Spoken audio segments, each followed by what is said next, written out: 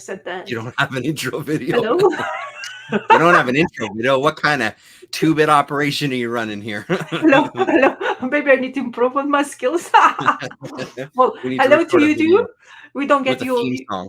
Yeah, you like do do do do do do. There you go. Welcome.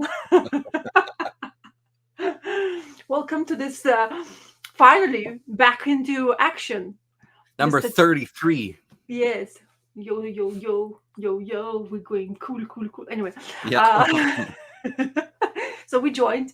Mr. Cormac Crack is done with his adventures for now. Hello. I don't know. I actually don't know why I haven't asked. But because we have this chance to do this again, so we're here. Sunday. Yeah. Fun day. Anyway. How are you? Yeah, good.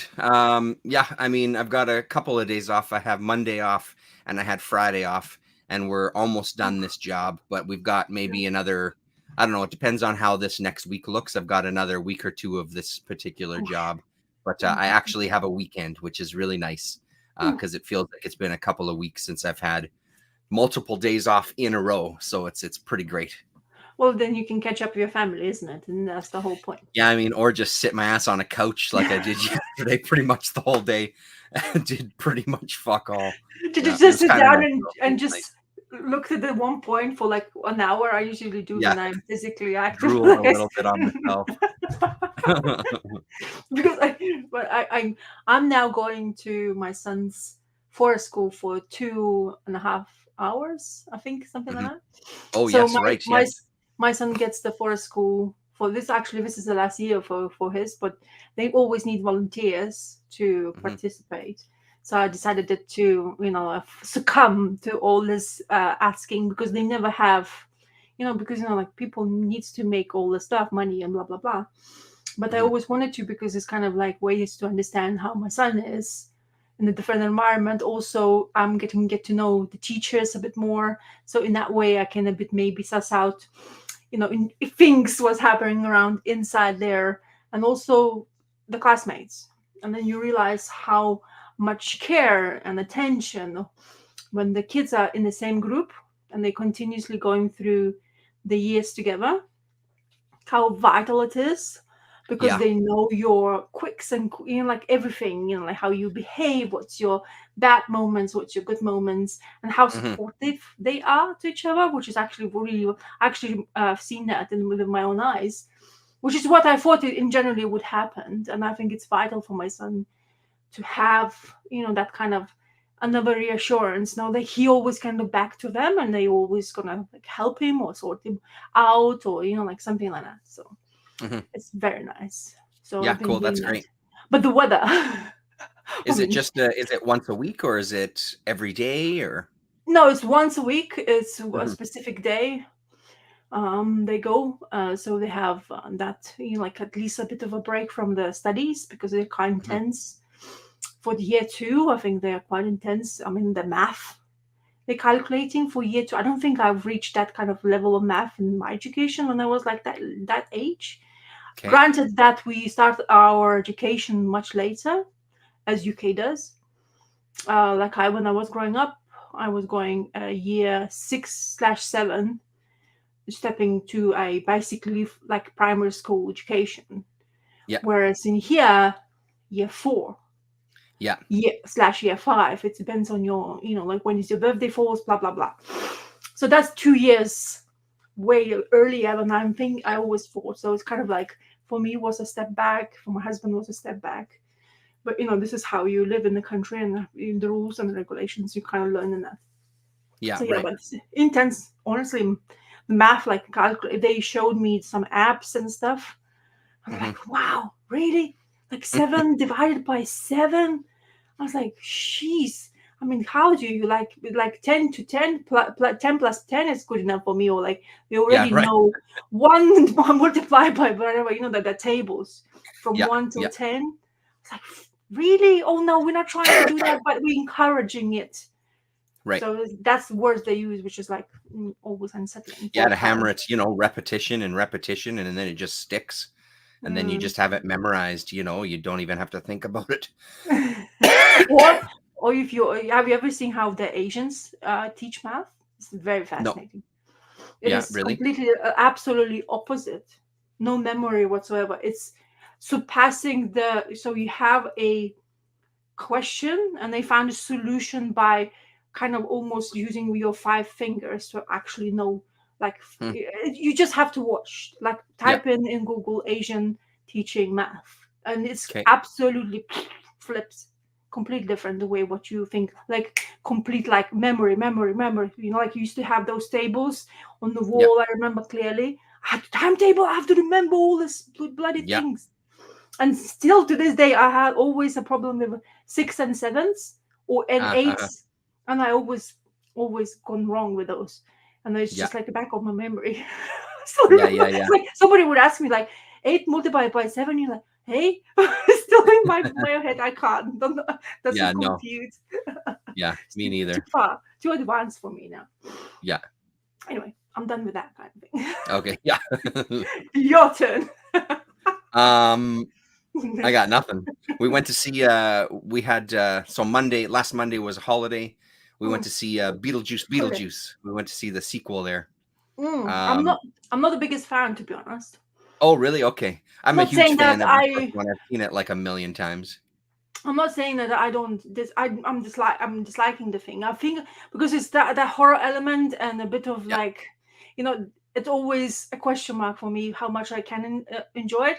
I clearly Yeah. remember it like first movie, but Yeah. then to the point where I'm okay with it. I mean, like it passed by me, and you know, I've seen it done, but I'm not that kind of like, oh yeah, Beetlejuice, I need to go watch it. You know, like it's interesting. Yeah. But I having didn't really want to go to see it, but Lily really wanted to see it. So we all went. We took all the kids. My son and his girlfriend came with us as well too. And mm, it was pretty damn funny. Like Michael uh-huh, Keaton knocked it out of the park. The mm, ending was pretty shitty, but overall, like it was actually pretty entertaining. I laughed quite a bit. Michael Keaton like just yeah, nailed it again. Yes, I know he played the role before, but when you're this aging actor, this older actor rather, yeah. and you're revisiting a character, I was amazed at how much he just kind of stepped right back into the mannerisms and the rhythm of his language and everything. It was a lot of fun. And the special effects, like the practical effects, are really cool. There's Mm. some really amazing sets and some really amazing lighting. Like again, it's not CG stuff. This is like actual in a Oh, space building a set. It's that's cool. pretty amazing, man. There's some That's it. really nice visuals. So yeah, it was fun. I don't know if it's worth going to the theater to see, but like when it comes out streaming or whatever, it's worth Mm, watching if you're a fan. And it's mm. Tim Burton, and it's what's his name, Oingo Boingo. What's the composer's name? Boingo, Danny boingo. Elfman doing the music again. So it's all really, yeah, it's pretty fun, man. Pretty damn fun. Well, it's good to hear that they're all band together then. Yeah. I guess also keeping most of the actors, isn't it? Of the I latent mean, cast. all except the father, who I believe in real life has passed away. The actor that played the father, Oh wow. he's not Okay, in the yeah. movie, obviously. So, but they do reference him, and I don't know if it's his actual voice, but you hear him a couple of times. It's a pretty funny bit. I won't spoil it, but it's pretty entertaining.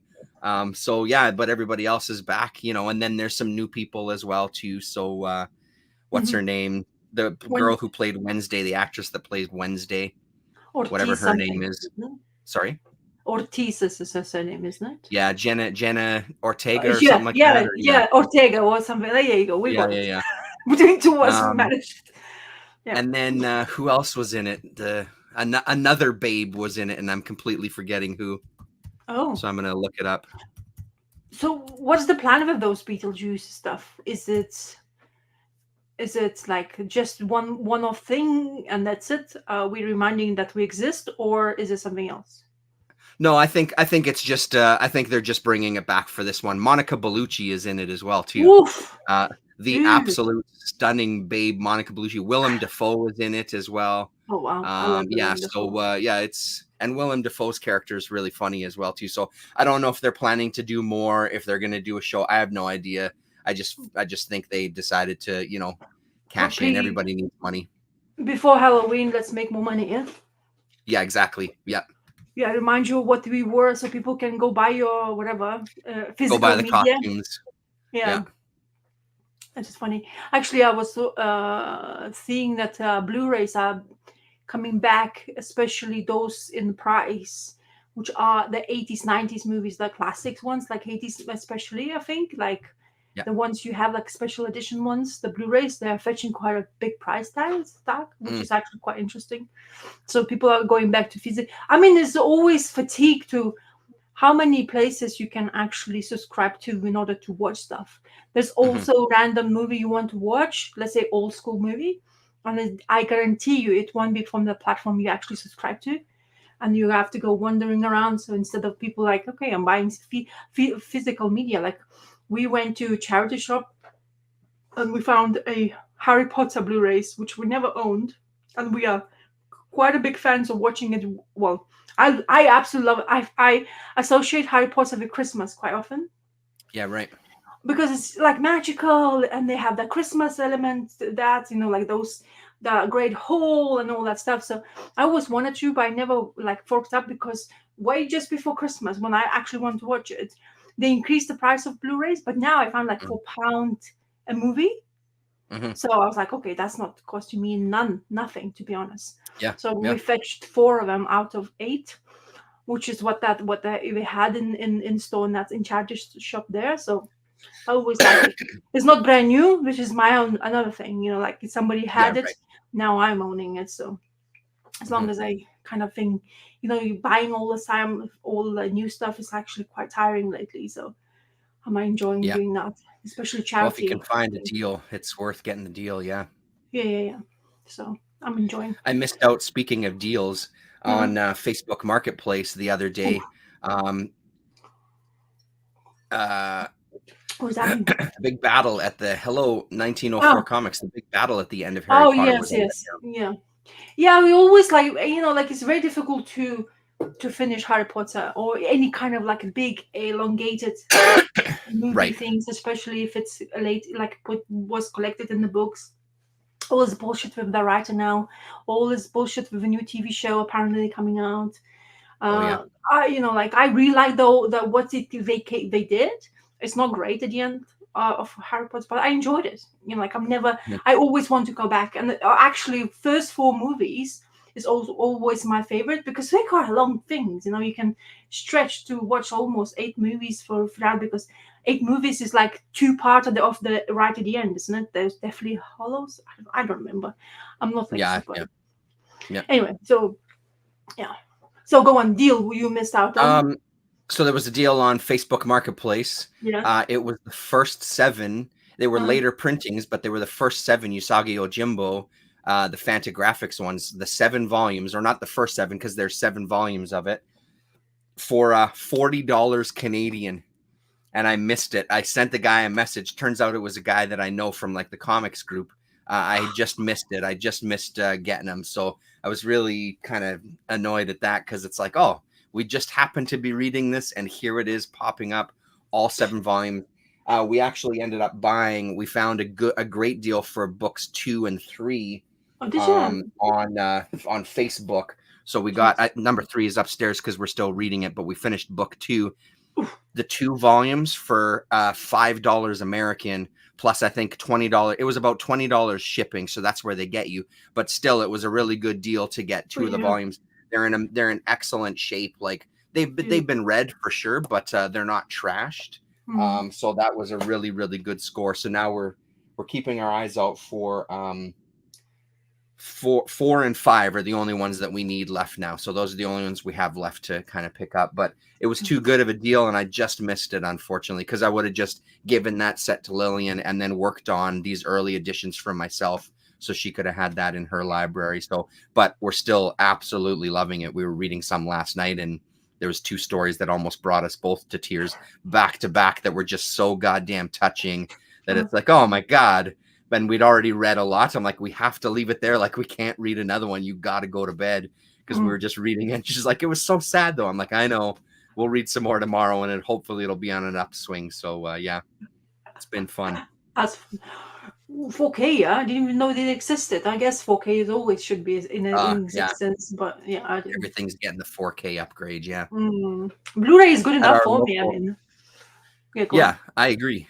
because Yeah. well, because for 4K you got to buy whole new shit, you know. So at our local art house cinema, they're showing the original Texas Chainsaw Massacre on Of course you Halloween, do. but they're Yeah, of course. showing this 4K upgrade, and it's like, dude, Ooh. if there was ever a movie where just pop in the VHS tape and play that, like a 4K, like why do I need a 4K version of Texas Chainsaw Massacre? Like I feel like it's gonna lose its edge, you know, because it's one of my all-time favorites. I would love to go to see it.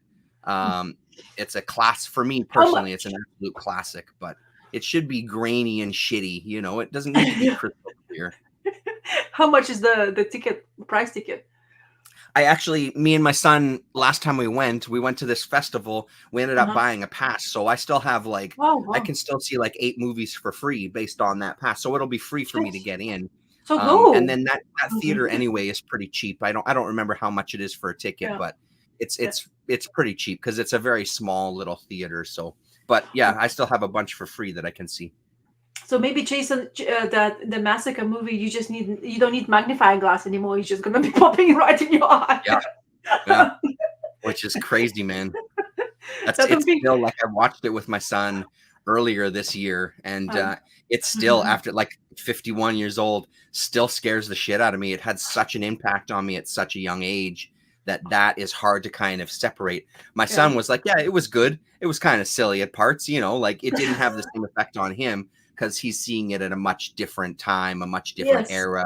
His Mm. age is he's much older than I was when I saw it, so I think Yeah. it hit me at a certain time where it really left a deep fucking scar because I see it and it's still pretty goddamn intense. Like there's that dinner scene is still one of the most intense scenes I've ever seen on film. Like it's really and also knowing the backstory too, like knowing what was Mm. happening during the shooting of it makes it that much more intense because it's that era where, you know, let's just say they didn't have certain things in place for actors and crew and stuff, right? So yeah, so yeah, it's quite a harrowing movie. I don't think I watched even a minute or second of that, to be honest. Yeah. Never. I'm not into gore. I find it like it's almost the same. It's not the same, actually. Worse for me, gore even horror. I mean, some like Mhm. classical horror, I can stomach it to a point. It depends on my like the location where I am. I'm feeling like really safe and stuff. It's just because Yeah. I am so sensitive to idea, because then my dreams are ghost like. It's like, for example, I watch some stupid stuff on Instagram about the skin Mhm. conditions, and guess what I do? I dream about it, man. I was Yeah, right. covered with shit. So like, what the hell? I wake Yeah, up right. and you're like, is everything okay with me? Because it was so realistic in my dreams. I Yeah, yeah. honestly, I cannot do anything. Like, so susceptible to all that kind of crap. So even like Yeah. like, the Fly, the movie, yes, Yep. to this point, I can close my eyes. I know exactly that moment when things are dripping from his face to change the form into the fly. And I cannot forget that. And I don't think I want to even remember. But when it comes to me, it's like, oh crap, why do I think about it? It's just Yeah, not right. something I need to digest. But then, Well, oh yeah, go on. Yep. yeah, go, yeah, go. I'm done with mine. The well, I was just gonna say, and I think that's one of the things with that original. It's Mm, not super gory. Like that was the thing that kind of when I watched it again, it's violent. Don't get me wrong, but it's not like gory. It's more like the mood that that movie sets and the intensity that that movie mm, sets. It's just intense. Like because there's a lot of scenes where there's just this tension building. Like when they're sitting at the dinner, it's not like they're cutting off her skin and eating it or something. It's just this scene, but it's just so intense and she is so for real. Again, knowing like the backstory, she's so for real scared. You just see the absolute terror in her eyes. There's not a gory thing happening whatsoever. And mm, it's just that level of intensity that yeah. you've built to throughout the whole movie. There's one of the first kind of kills where you first see Leatherface opening up this sliding butcher's door. He hammers this guy with this butcher's hammer. The impact on this actor's head and the way that he hits the ground, you don't see a drop of blood. You don't see a skull splitting open. You don't see anything. But that intensity, that hit is so goddamn impactful that right away you're on edge, even though you don't see any gore whatsoever. And that's, I Oh, think, what makes it such a classic is it really through like this crazy ass soundtrack, the mm-hmm. visuals, the slow pace, the dolly moves, all these kind of camera movements and things. It really just does a good job of just making you uneasy, you know. And again, like basing it loosely off of like Ed Gein, who's a notorious serial killer who made furniture out of people and that sort of thing, right? So you have that real world knowledge coming into the movie. It plays with all of that stuff so well without being overly kind of gross and gory, right? So yeah, Mm. it's a hell of a movie. Even just reliving it in my head, it's like, oh god damn, yeah. Well, if it's well made, especially if you say they use some certain things. So are you trying to say that they actually the story of the actress, let's say, yes, because of the intense scene you're talking about the dinner. So didn't they not tell the actress, whatever was going to happen? They did, but that day it turned out to be a 24-hour day. That Oh, was near the end of the shoot. So Leatherface, like the guy who played Gunnar Hansen, who played Leatherface, yeah. at that time they only had one costume. It was the Texas heat. It apparently stunk because they were scared to wash it, because if they washed it and something happened to it, they didn't Then you have know, a have a, duplicate. They had tented this whole house because it's supposed to be nighttime, so the heat was building up even more. And then Ooh, there's these carcasses and this raw meat on the table, so the stink was there. She's tied down to a chair, you know, all of these things. So it's all of the actual filming of it that really adds to the performance, right? yeah, Because it's uncomfortable, it's yeah. stinky, it's disgusting, you're fucking tired, it's the end of the movie, you've been screaming your goddamn head off the entire movie. She's just like, I feel like she's just over it.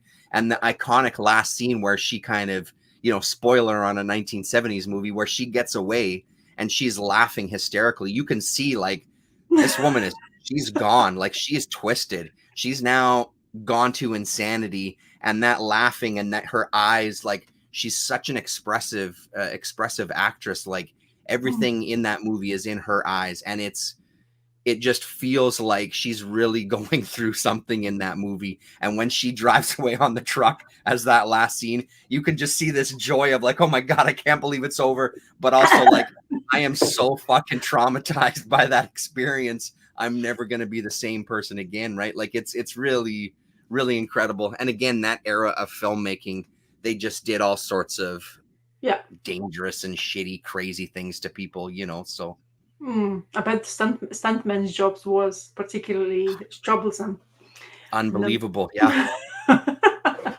But yeah, well, the thing is, with those kind of things we talk about now, we don't have.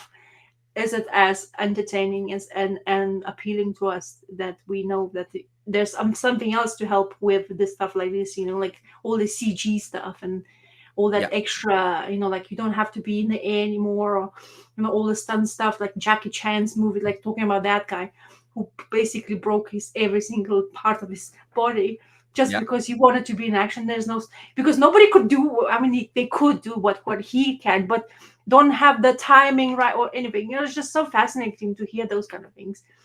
So Yeah, totally. Yeah, it's Tom Cruise, different. same thing. And like him or hate him, he's a guy that does his own stunts too, and Yeah, it's pretty intense the shit that he pulls off, you know. So, yeah. and you can feel that as a viewer, right? Like, yeah, Mm, CG is fantastic. There's nothing wrong with it, but nothing beats the actually doing it, actually seeing an actor taking a hit or doing this crazy stunt or this fight scene or whatever it happens to be, right? Like there yeah. it adds that as a viewer, you know that it's real, you know, like that Mhm. adds to the intensity. Yeah. All right, cool. I have not watched anything a particularly worth mentioning.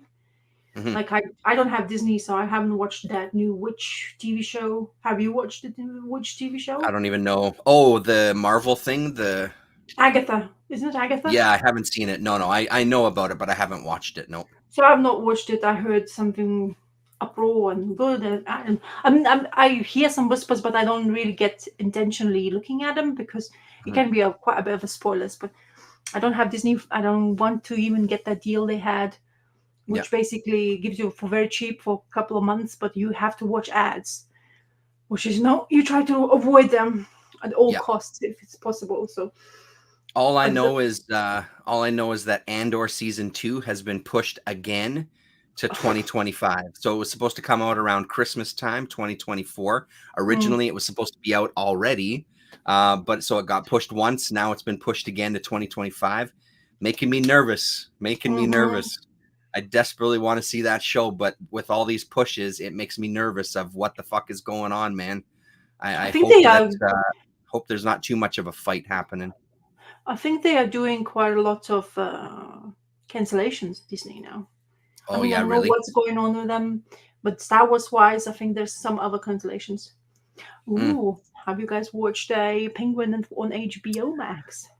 I haven't. I don't have HBO Max. I've seen some clips from it. It looks appealing, but I haven't seen it though. No. It's my intent. My sister is actually able to provide me with that show to watch, so I'm really glad.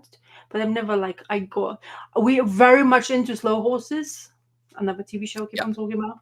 Yeah. Yeah. It's really good, and it's Yeah. just like we like cannot wait for next week to come. Like my husband's like, can we watch No Horse? Like every Yeah. Wednesday, man. Yeah. Yeah.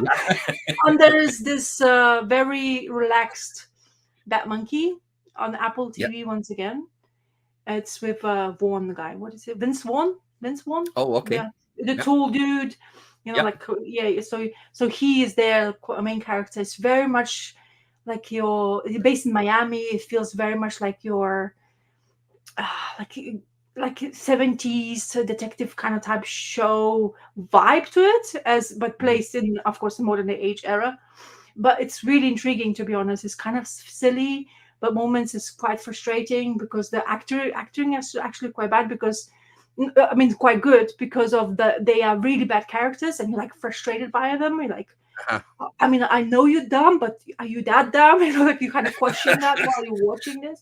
But at the same Yeah. time, it's like he has that, how Vince Vaughn acts. I mean, there's nothing to it. It's still very much like what he does. It's Hmm. his cup of tea. But it's actually it's very good watching time, very relaxing as well. It makes you go away for a bit, which is what I like from shows as well. So Yeah. that Right. monkey is also another thing which we keeping up with. Um, one other thing, just before we move on, one other thing that I've been watching that relates to UK is all of a Oh, sudden I got into this vein. Like I'm a huge fan of grime, like the oh, UK grime. Like I love this guy. One of my favorite guys is a guy named Getz, and I love his okay. albums. I've been watching some reaction videos, which kind of helps because I don't know all of the slang with some of this stuff, right? Like I can Oh, catch that. some things, but there's a lot of things that go way over my head. So watching these guys reacting to it and breaking down the lyrics and stuff has been really fascinating. But I got into a vein of I don't know if you're familiar with it, UK drill music, which is like your version of like gangster rap. And I found this guy CB. Mhm. Dude, it is like I've heard gangster rap when I was a kid. I never really liked it when we were teenagers. We weren't into it very much at all. I think it's kind of silly. This drill is like taking it to the next level. These motherfuckers are violent, and this CB recorded some stuff from. He's in jail right now apparently, and he Oh, recorded this piece mhm. for this guy Fumes, I think his name is, who Okay. does kind of like a show where he produces tracks for drill and grime artists and stuff. Holy hell! I had to watch some guys breaking down the lyrics. There's one part of it where he's got him with a knife, got him with a flick blade, got him with an axe. I've done it. Like he's listing off all these weapons Mhm. he's used to fucking kill people. And when I was in jail, I used my fists, and like it is Uh, some of the most violent shit I've ever heard in my entire life. And it's made even more intense because he has a guy standing in for him who's wearing surgical gloves.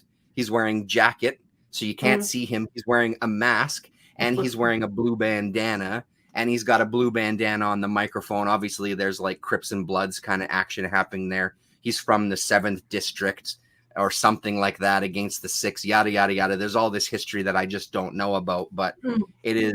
it's been an intense couple of days of going down these paths of all this music. But all of that said, the newer Get stuff that I've seen is he's one of the best kind of lyrical. I don't know, man. The way he's sort of like a punchline rapper, I guess, is what you would say. Like he does these nice setups and does these punchlines, but it's so clever. His wordplay is so goddamn clever. Mhm. There's a little bit of violence in it, but it's not a ton. He referenced a lot of Getz's stuff is kind of looking back on his life and Yeah. being an older guy and going, why was I doing that sort of stuff? And thank God I'm here now, and I'm appreciative for my experiences. but hey, still don't fuck with me because I'll still mess you up. You know, like the usual gangster kind of, the usual rapper kind of flexing or whatever, right? So, but his Mhm. stuff is so entertaining because lyrically he's really, really impressive, and he's worked with guys like Kano, who was an actor for a little while in Mhm. some show. I can't remember what the heck it was called right now. It was really, really good. Anyway, yeah, that's kind of what I've been into recently too. Have you seen? I don't know the name of the guy, but this guy is a one man with a guitar, and he's like very lyrically sound. And he Ren, just red. There you go. That's the. yeah, So that's the only one I know more of that kind of style of music in that yep, vein. For example, because I really because he goes psychologically like psychological stuff, especially when he just mhm, does that, in the room when he's like talking to each other while he was playing guitar, and then there's this flip between two good sides and yep, bad side. So one of yep. the intense music videos I enjoyed watching, because my He's like goddamn good psychologically you too. know where you are, kind of Yeah, thing. right. Do you know what I And I mean? watched a couple videos where there was guys breaking down his lyrics too, and that guy Ren is some kind of genius too. Like Yeah. his wordplay and things are really brilliant. And then I also like that he switches up styles. He has some really. I Hmm. watched a thing from him the other day. I don't remember what the track was called, but it had a really old school kind of hip hop vibe to it. It was amazing. So like he's really impressive because of the kind of different genres of music that he'll hit, and then that he's so active in it, and he can actually play guitar, and he also gets some people to produce tracks for him. But he has such a hand in his videos. Yeah, he's goddamn good, man. Yeah, So I just because I know that there actually I was listening to radio show about American like gangster rappers of the old, listening to yeah, UK versions, those, and they say it's like absolutely goddamn crazy. We don't understand, this is bullshit. Not supposed to be like this. We have yeah, set an idea of what is supposed to be. This is just doesn't, because if you are a lot, if you have a Cockney accent, especially, let's say London has some gangs going on there, and most of them are coming from that kind of realm.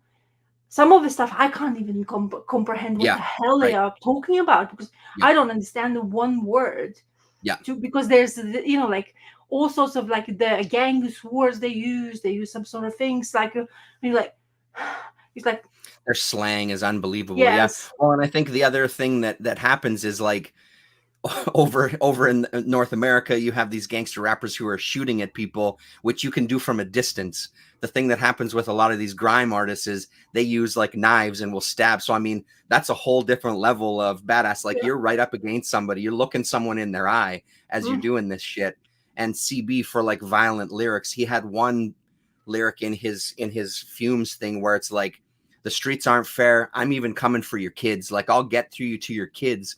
And Americans are like, even the gangster rappers in America are like, whoa, whoa, whoa. There's some things that are off limits. And CB is like, nothing's off limits. I'm fucking coming to get you. And if I got to go through your kids, I'm going through your kids. It's next level. And again, like setting a mood of like, again, I don't know what's true. I don't know what's not. Yes, At the that's end the of the thing, day, that's it's about, music.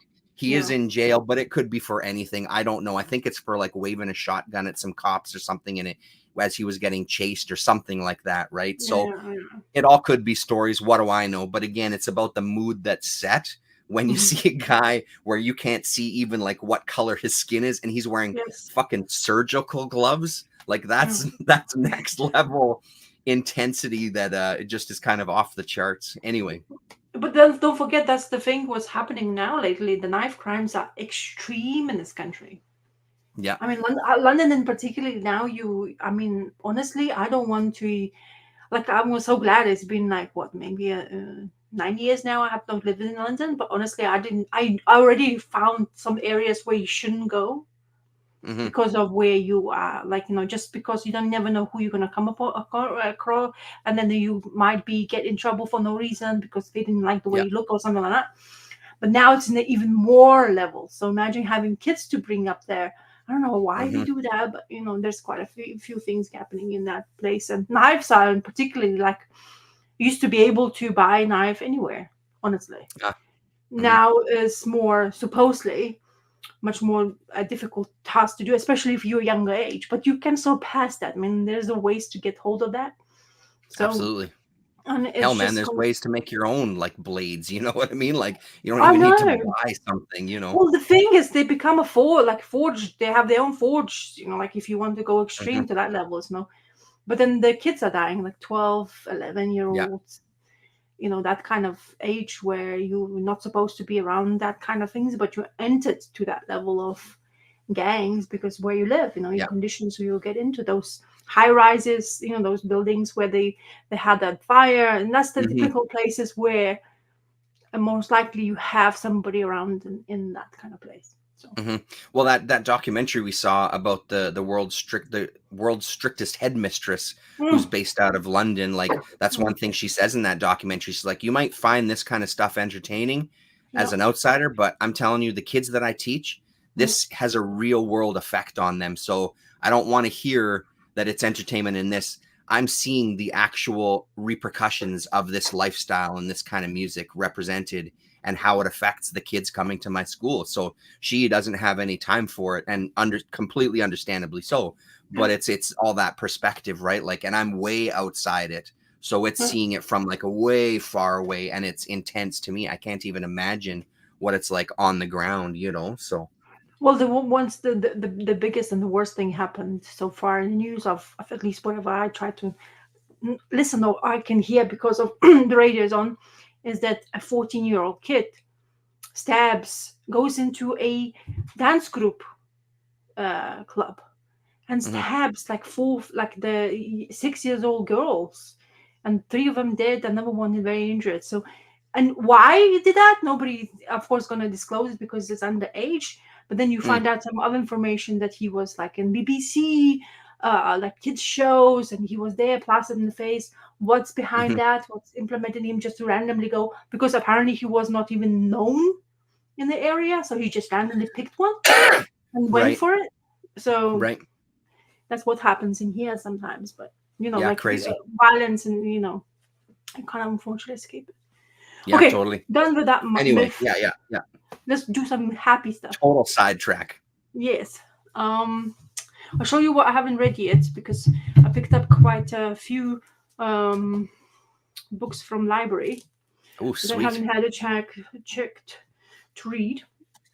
I've heard quite a few people having to James Bond stuff, Oh yeah. so I thought I'll pick it up. It's a Dynamite production, and it's done by Van Jensen and Dennis Salero.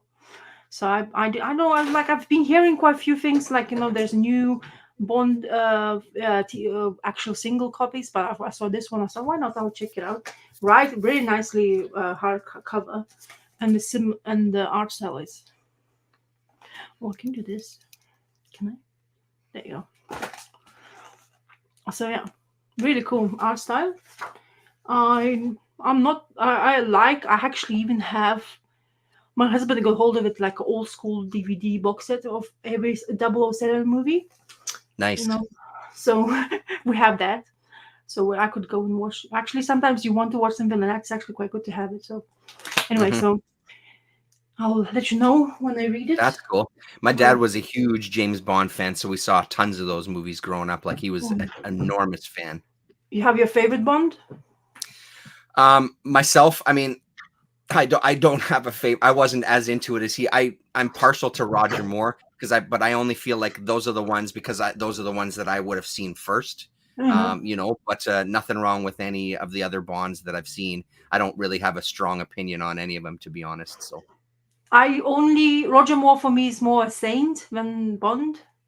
yeah, When he, the Saints TV show, like yeah, really old yeah, school yeah, stuff, yeah, very, very macho kind of type of like, well, females are just basically gracing upon his look and go, oh, like yeah, goes like yeah, yeah, absolutely. yeah, So I think I can't. I don't think he's that kind. It's like too. I don't know. He's just too good looking and he's not strong enough for me. So yeah. Sean Right. Connery is my choice of the Bond. Sean Connery is great. Yeah, there's no doubt about it. Yeah, And that accent and that wisp he has, it's just somehow appeals to me. yeah, So right. I Yeah, could yeah, go for that. yeah. Um, uh, oh look, there you go. See, somebody agrees. Off my shelves. Hello. But Goldeye is the most. Oh yes, I Ah, agree with. interesting. Yeah, Goldeneye is the best Bond film. Hey. So then I have. Dark Universe or Tales of Dark Universe too, but I picked up this randomly because there's some DC stuff I kind of wanted to get to read, and I actually read maybe 5 stories out, like no, 4 stories out of 5. I've never read Dark Knight's Metal, so I think that's why I Mm. picked this up. But it collects Batman Hush, Flashpoint, but some sort of like looks a little bit different, like to what it originally was done. Crisis on Infinite Earths, of course, and Wonder Woman: The War of Gods, and of course Death Mhm. Metal, which I've never read. So I thought, okay, I picked that up from libraries. A hefty little um Yeah. It's, so this the new event starts from this old new whatever that in whatever mhm. it's called, and apparently it starts to set up from Dark Knight's Metal, kind of beginning of that kind of shit, and the new number one or the introduction to that new event came out, and people like or liking it or don't like it or don't understand it, and that Batman cover I told you about, which Ian Bentram done, is Yes. going to Yeah. Yeah. actually come It's out amazing. this month in October. Okay. So just give you a pointers. I'll have to keep my eyes out for it. Yeah. She And sent it then to me. It says crack right on the front cover. yes, that's why I want. That's why. Yeah. Of course, I gotta Ian get it. Bentram. I mean, we are big fans of him, so that's why another So thing. good. Yeah. Then it's the Swan Songs by W. Maxwell Prince. I'm hearing Oh, W. Maxwell Prince a lot lately. yes. Seems to be Isn't the that the writer. ice cream man guy? Yeah. Yeah. So he's been writing a lot of stuff, Hmm. but he's been writing a lot of for DC now. It seems to be. I think, if I'm correct. I don't know. Maybe Interesting. my facts are kind of mixing up, but anyway, W. Maxwell Prince is everywhere. It seems to be. So it's. I saw this random book, and it's from Image. Interestingly, it's anthology stories. Could you believe? Hmm. And it contains him writing and Martin Simmons, Caspar Wingard, Felipe Andrade, Caitlin Yarsky, Ooh. Axel, Alex Ekman Lone, and Martin Morazzo, and which is the guy who doing Ice Cream Man, and Chris Hmm. O'Haran. It's the he's writing, but there's different artists, which Nice. is so it's quite interesting. I really like this one. I kind of flicked and I see this. I was like, okay, I'm in. I want to read this. I haven't yet read it. Quite creepy, but I like this very much kind of painting style art, you know. And then you have from that you go to this, which is Hmm. very clean and tidy Hmm. with different hues. So I will see what it is all about, and then you go to this, which is extremely nice as well. Um, and then of course, let me show you. Yeah, but then it has some prose, which is I'm not really big fan. Yeah, like that. It's like almost like I don't know poems. Who needs Sorry. words in comics? Yeah, exactly. So it's interesting art, Mhm. but Mhm. I wasn't. I mean, I'm not particularly excited about this, but I am going to Yeah. give it a Right. chance as far as it Looks like lands me. homework to me, bro. Yeah, it does. But the other ones are gonna probably will be something I'm gonna be into. But anyway, so I never seen this before. It's in Image Comics. I bet some other people were talking about it. I Probably. feel like I've heard someone talking about it. Yeah. Yes, one song. So it's called so. So this Hmm. is what books I have not read. And then it's It's time pretty for good. your sirs. How do you do this? How do you flip you back? I don't know. It's just I'm just gonna give you talk, talk. Oh my god! I I'm almost got talking. you. I know. I was trying to mess with you.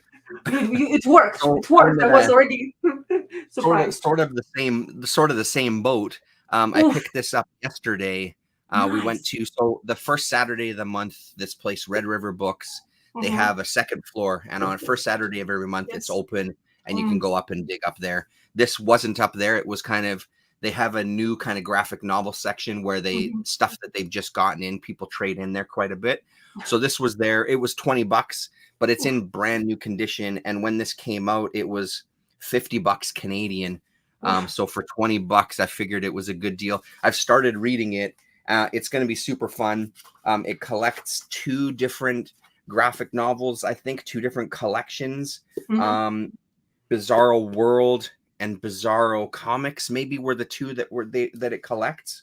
Yeah. and it's great, and it's filled with like a litany of independent artists Oh. and writers and stuff. So there's your list of everybody that's contained in here, and it's exactly the kind of stuff I love with these kind of books.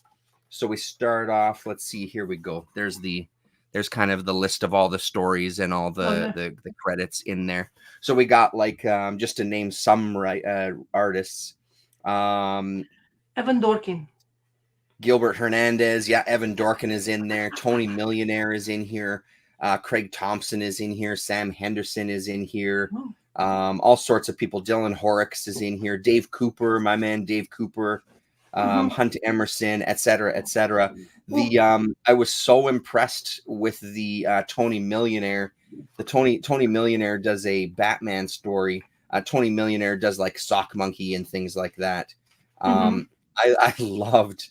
Wait until you see this. Most Oh. of it is in color.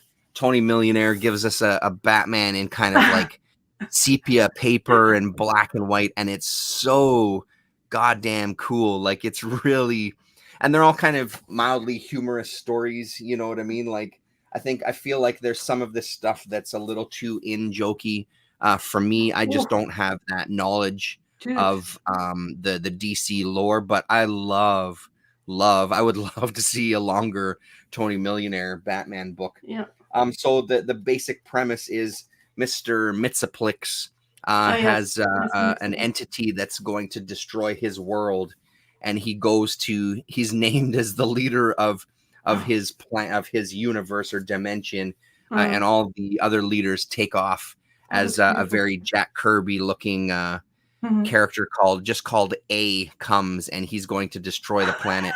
But first, he's got to play some games with him, 7 games, and they're going to start with checkers. Of course it is. So Mr. Mitsaplex goes to get a hero to fight for him. So he goes to this interdimensional thing that has a very Doctor Strange Ditko background that I love, to Mhm. open a bunch of doors to see which dimensions Batman. And this is where there's probably so many in jokes here. When he Mhm. opens various doors, he sees different versions of Superman. Sorry, not Batman. Yes. Which is pretty comical. This one here is pretty good. The death of Superman. Yes. That iconic image. So, Too dead. and of course, in one of them, he sees a woman undressing. So, of course, he ends up coming back to check in again with that same door, which is, so there's just a bunch of goofy little jokes. So that's kind of the basic premise that holds the whole book together, because Mhm. he eventually goes and gets Bizarro Superman to Yeah. be his hero that's going to fight on behalf of Oh, his look at that particular scene. I dimension. love it.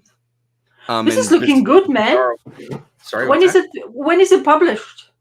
You said. This one is 2001 is when this collection came out. Oh, so I've it's- wanted it for a long time, but I just have never managed to find a copy.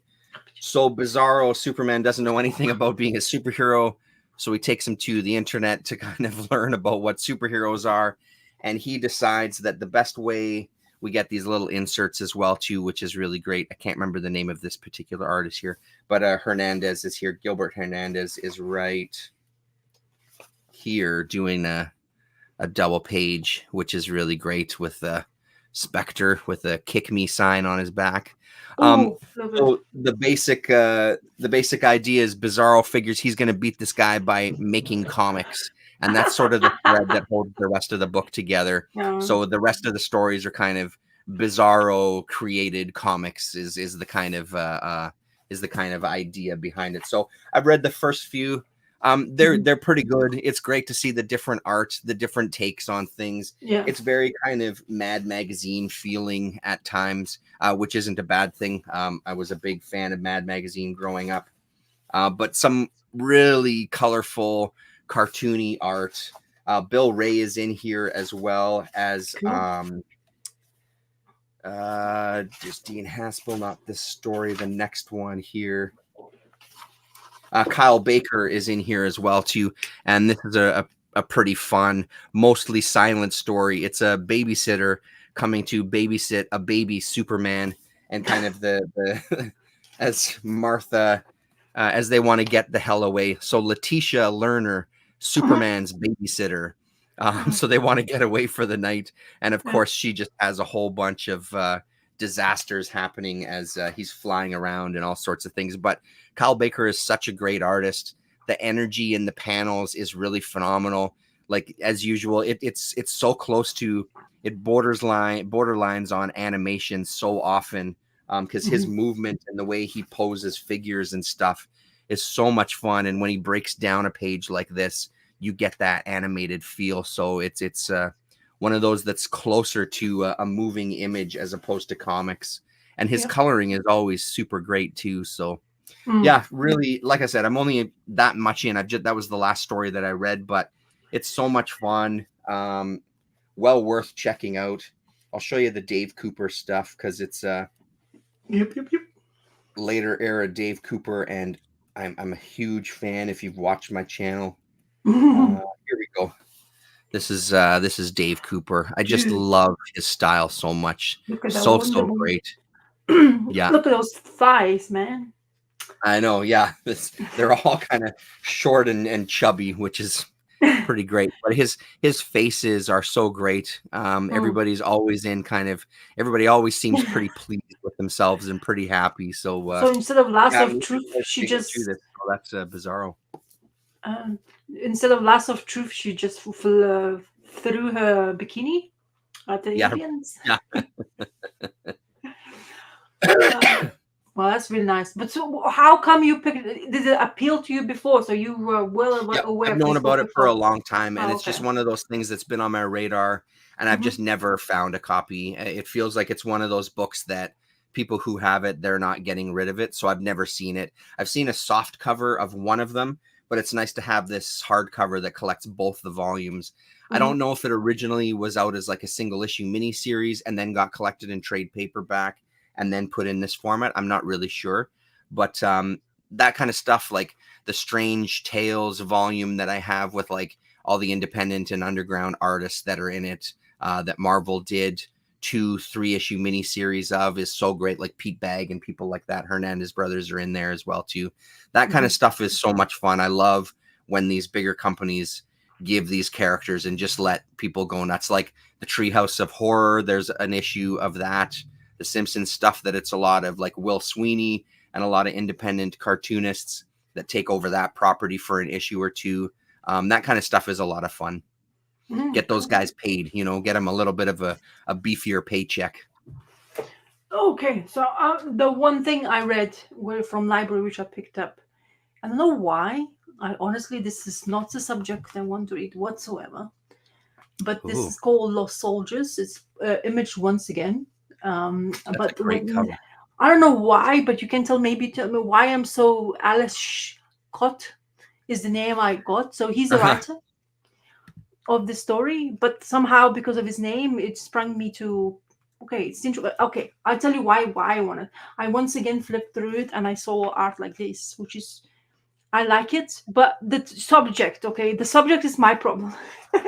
It's war. Like we are completely immersed in information on that point, and this one Yeah. doesn't do any exception to that subject whatsoever. So we're concentrating on these 3 soldiers who were at a time in Vietnam. They were part of the group which, like soldiers doing their jobs. They are having this la-di-da conversation about who will be the best superhero, or like, oh, who's the best actor, and talk about John Wayne. Then of course the Jewish guy mentioned Superman, and they're like, haha, why? And they're laughing, why? And he's like, why are you laughing? Well, don't you know that Superman was created by Jewish dudes? Something like Mhm. that. So they have that conversation, and it's like, seems to be kind of like they are supposed to be on the lookouts, they're having the smoke and this conversation. But of course this never comes to an end where you accept to happen, and like a lot of bad things starts to happen.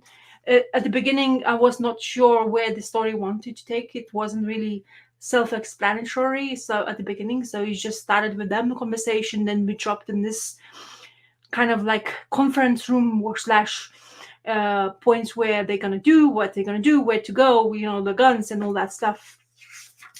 and it starts mixing with kind of like informations of points who are gonna work together, and slowly but surely we understand that they going, like tactically they're going with this group of soldiers, and one is in charge, and he's basically telling them all to shoot, completely shoot, and it's like this guy is clutching that Jewish guy's on his lap saying, help, medic, medic, and he's like, shut up, leave him alone, he's dead already, let's just do Mm-hmm. what we came here for. And there's this agreement between two because this guy is making decisions which none of them approves. He just wants to go forward, guns blazing, let's go, guns blazing, and like almost like Punisher kind of type of the Mm-hmm. field for him. I'm going for it, you don't have, because I think he's a bit of more higher rank than all of them, and he's like, you have to better listen, and we just go for it. And it's like, we're gonna die, are you trying to kill all of us? And then it jumps from that crazy massacre kind of thing, gun filled thing, jumps into time, and one of the guys who's disagreeing is part of this really immense storyline where he's really struggling. First of all, he's aging. Second of all, he's still working for some like a border, or that kind of like security kind of type of a jobs, or putting them into like shipments, or picking something up in order to deal with gangs and situations. And they are basically those two boys, or men now, having the same they are the ones left over, and they're having this conversation between two of them, and it's like, how's life, why don't talk about your wife? And he's like looking, and he's washing his hands, but you see the blood. And this is the moments where I kind of missed on. So there's little things going on in this paneling where they're telling you a story, and you're like just reading, like you're looking, art is great, blah blah blah, it's telling the story. There's a moment where I completely surpassed everything in the storyline, where it was vital part of information for the whole story to make sense. But of course I got it right at the end, which is great. Otherwise, if I wouldn't have gotten it, then it would be like, okay, what's the point of reading the story? So, and they basically talk all this why they have this beef with this guy in charge. Apparently there's some other going on things which they didn't disclose information, sexual abuse maybe, or I'm not sure, or what. But the whole thing, it was between that aging guy and this basically in charge guy. They would be having beef from the get-go, and they, like when you have kind of thing, what do you call it, um underline disagreement, and you kind of grow old with that kind of disagreement, and you kind of despise each other, and you just have this Resentment and question stuff. mark, yeah, and this question mark always. So today, on surprise, they meet again, and they meet in circumstances where they're basically doing the job, and the guy who they basically doing pickup from, he is in charge of that group of things. And instead of going quietly and gently, they shoot at each other, and a lot of people are dying. And it's basically almost like to the point of Punisher against somebody else. Kind of felt like this. And yeah, but the end of the story is, it's a spoiler alert. Maybe I shouldn't spoil it. Should I spoil it? No, no, go ahead. Yeah, no, go ahead.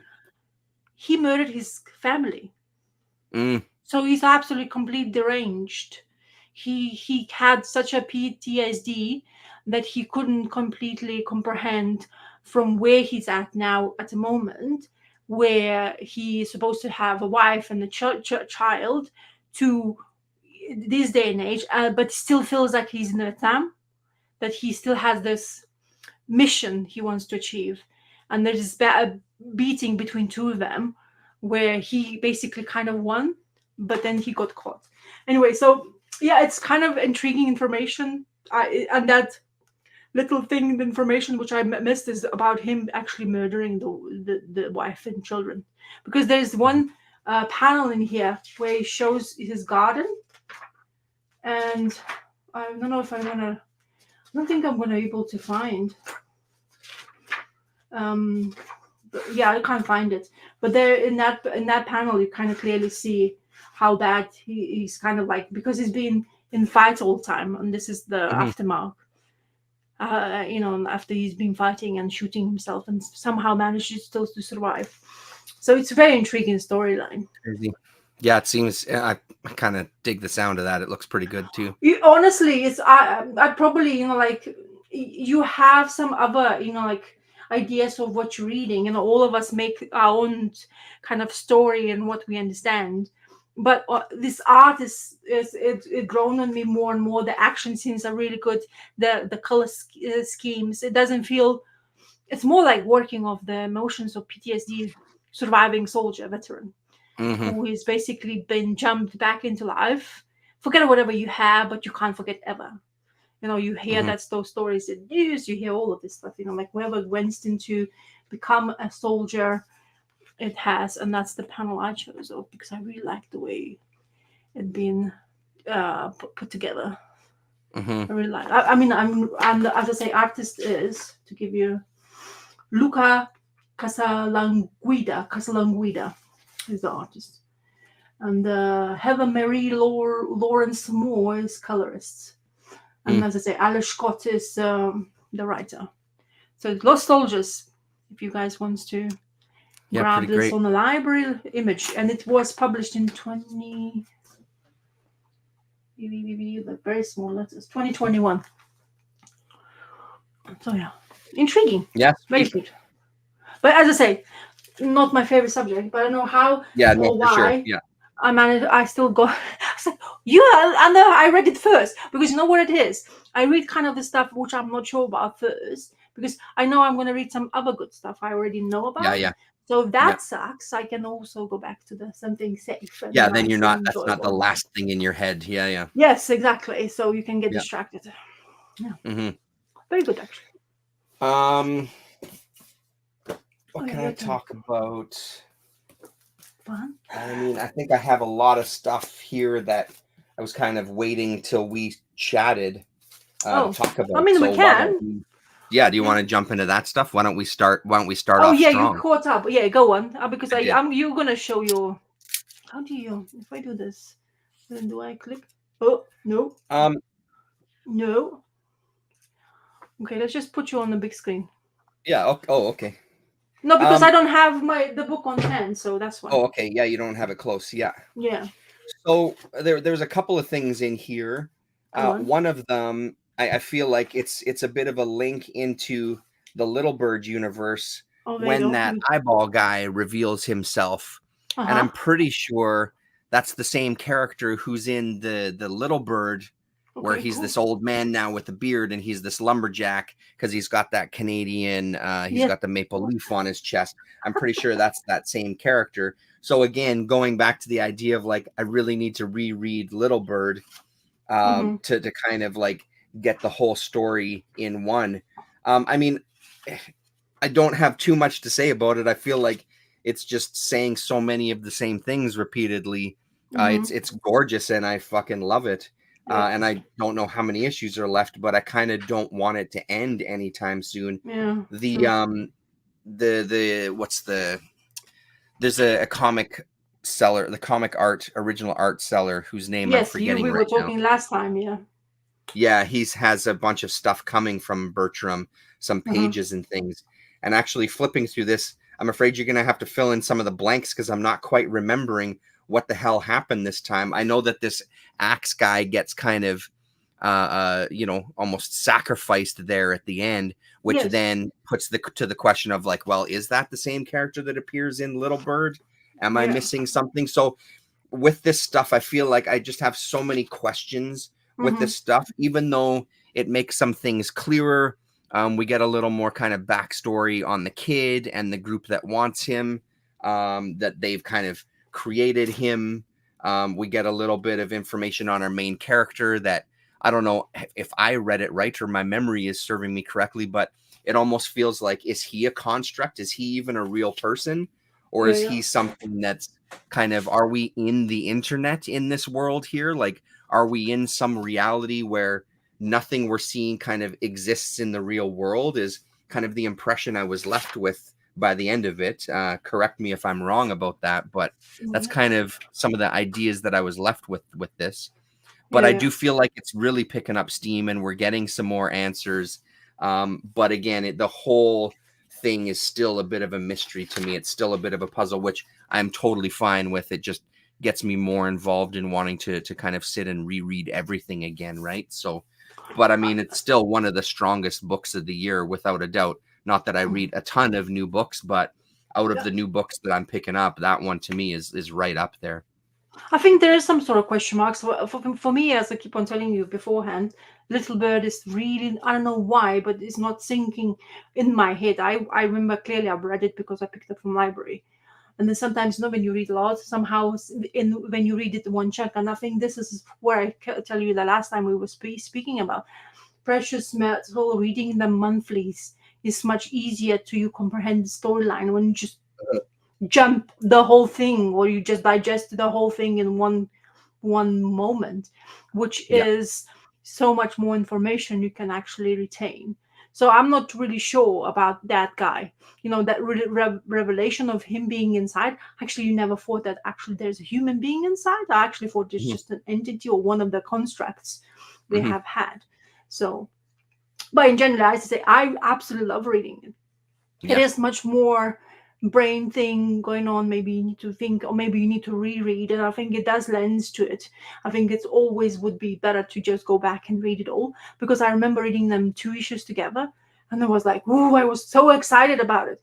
I was keep Yeah. on like, "Oh my god, this is so good!" Like it's really entertaining, and also I really like the main character's headspace. So he has some sort of demons going on, and to a point Oh, where he those demons sure are does. related to family. Yeah, Yeah. because he's a father, supposedly have a daughter, completely left behind, and things happen to the mother and the daughter. Slash, daughter is okay, but mother's dead. So that kind of part of it is really intriguing to me to disclose, and also like the element of that religion and who's behind and why they're using for cause of creating something bad or good, in that society. So I looked in Hmm. CLZ, 6 issues so Six. far. Okay. Yeah. So we are on the So we're fourth. on Then, four. So we got two more yet. yeah, if that's what it is, because it would be kind of make sense, because I don't think it can go further. Than, I mean, you can, Yeah. of course, for us as a fans, you can go further, but will they have enough to tell? I don't know. I'm I just mean, it speculating. feels like it's a world where they're just going to do these different mini series in Yeah. based in the world, because even on the cover it says from the world of Little Bird, Yes. not like it doesn't say like a prequel to Little Bird or Exactly. That's the a thing. follow up to Little Hmm. Bird. It's in that world, that universe. So I Yeah. feel like you could drop in a bunch of different mini Hmm. series, Yeah. and Exactly. the rates that they do it. I hope if they do another one, I hope it's not another 5 or 6 years before we get one, because it was quite a long time between this and Little Bird. So Well, it's quite intense work he's doing. Do you know what I sure as mean? hell It's is. not Yeah. it's not something you can do quickly. In order, Hmm. especially those panels. Oh, so other thing which it doesn't relate to what we read. I mean, you don't pick this up. I can talk about, and then we can join again. But Yep. I'm absolutely loving this. So issue number 2 now is Oh here, yeah, nice. and the Night Watcher. So this is the turtle book basically for me now. Uh, Excitement levels. I am still not sold with Jason Aaron's books yet. I'm not really sure if Hmm. I understand it much, what's happening around them. This is very simple. It's the same universe. It's nothing where we're not really hiding behind saying that, well, okay, like we're not doing something similar to what it was already. But the thing is, what I like about this is the second issue. So we know this is Jenica, okay? There's not a spoiler alert anymore because it's clearly stating in this book in here that she's behind the mask, so she's the Night Hmm. Watcher. But what in here they explains to you very clearly, simply how she became what it is now, why she's doing this. It's a circumstance. So she is lost. Once again, it seems to be band of brothers left in their own four corners of the world, wherever they chosen to go, and she was left behind. Really, I don't know. She did never wanted to go away anywhere because she was still very happy to have a family once again. Her background is where she had lots of abuse, which is actually show you on this little panel here, big panel actually, where she's basically was abused when she was a child. Then she was found almost killed by gang. then the gang, or she got arrested when the while she was arrested, the gang was taken. She was taken by the gang of, and then she became a turtle by circumstance. Now, when she became a turtle and Splinter got hold of her, she became knowing, okay, I know what I am now. I have people surrounding me who is actually good. So I'm making a good decisions. I'm no more having that bad violence in my head where I need to hurt a lot of people. And she knew she knew her part in the world, kind of thing. And this is the whole story in this book, which tells her, like, I don't know what I am anymore. So without knowing, because what she wants, she's continuously doing the things what the turtles were doing beforehand, protecting the people. But however, she gets in trouble now. She gets arrested. She almost was taken away to the prison, but an accident happens where this creature apparently kidnaps some people, and the police comes into the scene because of the crash. She gets inside because she's still doing vigilante stuff. She's going to help somebody in need, no matter whatever's happening. And then the story unravels how she became Night Watcher, and it's great. Honestly, I really like it. It's very simple storytelling, but as a fan of a turtle, I like the way it's telling the story. It's no more hiding behind something. It's still keeping to that same rhythm or what it was before. I'm not bored of it either. Maybe that's why it works for me that much. I don't know what people maybe were bored, but this kind of element, how she made this goat lady, who she became a mutant as well due to circumstance. She has this element of a magic into her, because this basically lump of metal is being kind of like she spits the, like she says a couple of words and it completely shatters into nothingness. She picks a couple of pieces, she runs away from the coppers and becomes a Night Watcher. End of the story for this issue. But it's already issue 2. We already know exactly what's going on. We know Mm-hmm. who is she, why she's there. We kind of like still don't understand exactly what is, because the another tricky part is this armor's ability. Is it been revealed to us? Because what she was, how she made it work, the goat lady, is what's intriguing to me now, because it seems to be picking some stuff. But there's this armor is actually kind of have a subject, like talks, like kind of talking. Oh, she took over, but she has me now. And you're like, is this like an entity in itself, and she just having it like, oh, I don't know what to do, but she's gonna put mask on because everybody knows me, like she knows that she's a turtle, like she has the yellow bandana, which is well known for the turtles. So she has this to hide behind now, where basically nobody understands who it is. Mm-hmm. So we have that. So I like, as I say, I thoroughly enjoy this. I think this That's is good that they didn't becomes, like play out the mystery element too long too, I think, yes, hey? exactly. 'Cause they In issue easily could have two. like dragged it out for 5 issues, but Mhm, no, let's tell the other story. This is who it is. Mystery yeah, solved, yeah. now let's move on. Yeah. Exactly. So you have Juni Baez, who is writing, and Mhm. Thero Pei is an artworks. And so far, they're not like, as I say, they're just giving you a mystery a little bit, telling you. But in the issue 1, you already know who is behind this. But Mhm. in issue Mhm. 2 now, you already know why she has it by chance. So now in Mhm. issue 3, they can jump into the whatever story they want to go for from that Yeah, on. right. And there's not Yeah. beating around I guess we have to do it because it's not a turtle book, like she's a turtle, but not the band of brothers, who everybody loves. And when she came out as a female first appearance, everybody went, oh my god, this is first appearance in Turtles for a long ass time. And she's a Mhm. female because Mhm. everybody's trying to be a woke and blah blah blah, all that kind of Yeah, stuff. right. Yeah, But I yeah, always right. like her because she's like, again, like all those brothers. She's there by circumstance, like all of them have, and Mhm. she turned into becoming a turtle by having one of the brothers' blood inserted into her. Mm. So because she was about to die, they decided, okay, we need to save nobody around, just turtles and Splinter in that time.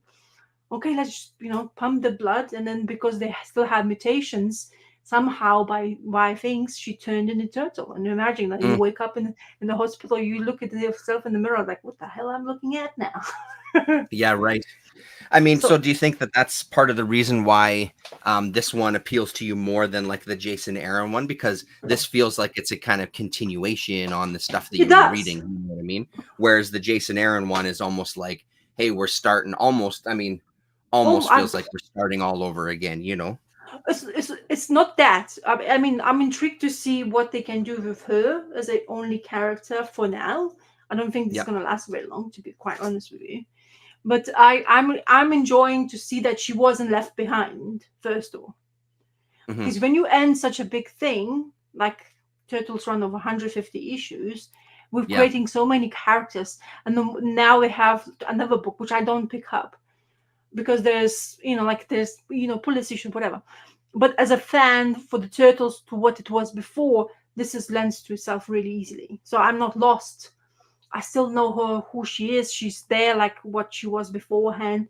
Whereas the Yeah. Jason's Aaron Turtles, they has I know Turtles like Raphael has his own quips and blah blah blah. That's familiar. But so Hmm. far from one issue of each, what we got, two Turtles Two now, so yes. far. Yeah. Yeah. But from those two books we received, I still don't have no clue what's going on around it. Right. First one in the jail, fine. You put me in location. What do you mean Second as one, like in so much as like how they got to where they are, or like what do you mean? Because yeah, that's the next one I was going to pull out since you're talking about it. So yeah. carry on there. No, because this so far we have them in circumstances. Yeah, they Yeah. and there's some sort of villainy right at the end.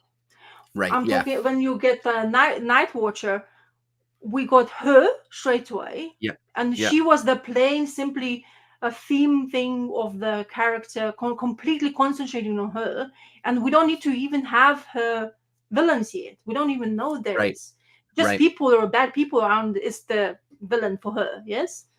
But Hmm. that doesn't complicate the storyline. It becomes a little much more easier for you to digest or get into something new. Whereas with Jason Aaron, it's very complicated. It feels so far, or at least I'm thinking it might be. But there's nothing for you to grab on. Right. He's relating that, okay, you're the turtle fan, you'll be okay.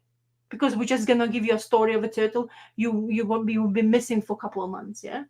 Yeah. But Yeah. that's not enough sometimes for me to honest. Yeah. I mean, I know Raphael is gonna be like beating everybody to pulp and that's it because that's what it is. And then you Hmm. have Michelangelo, who is the second story, right?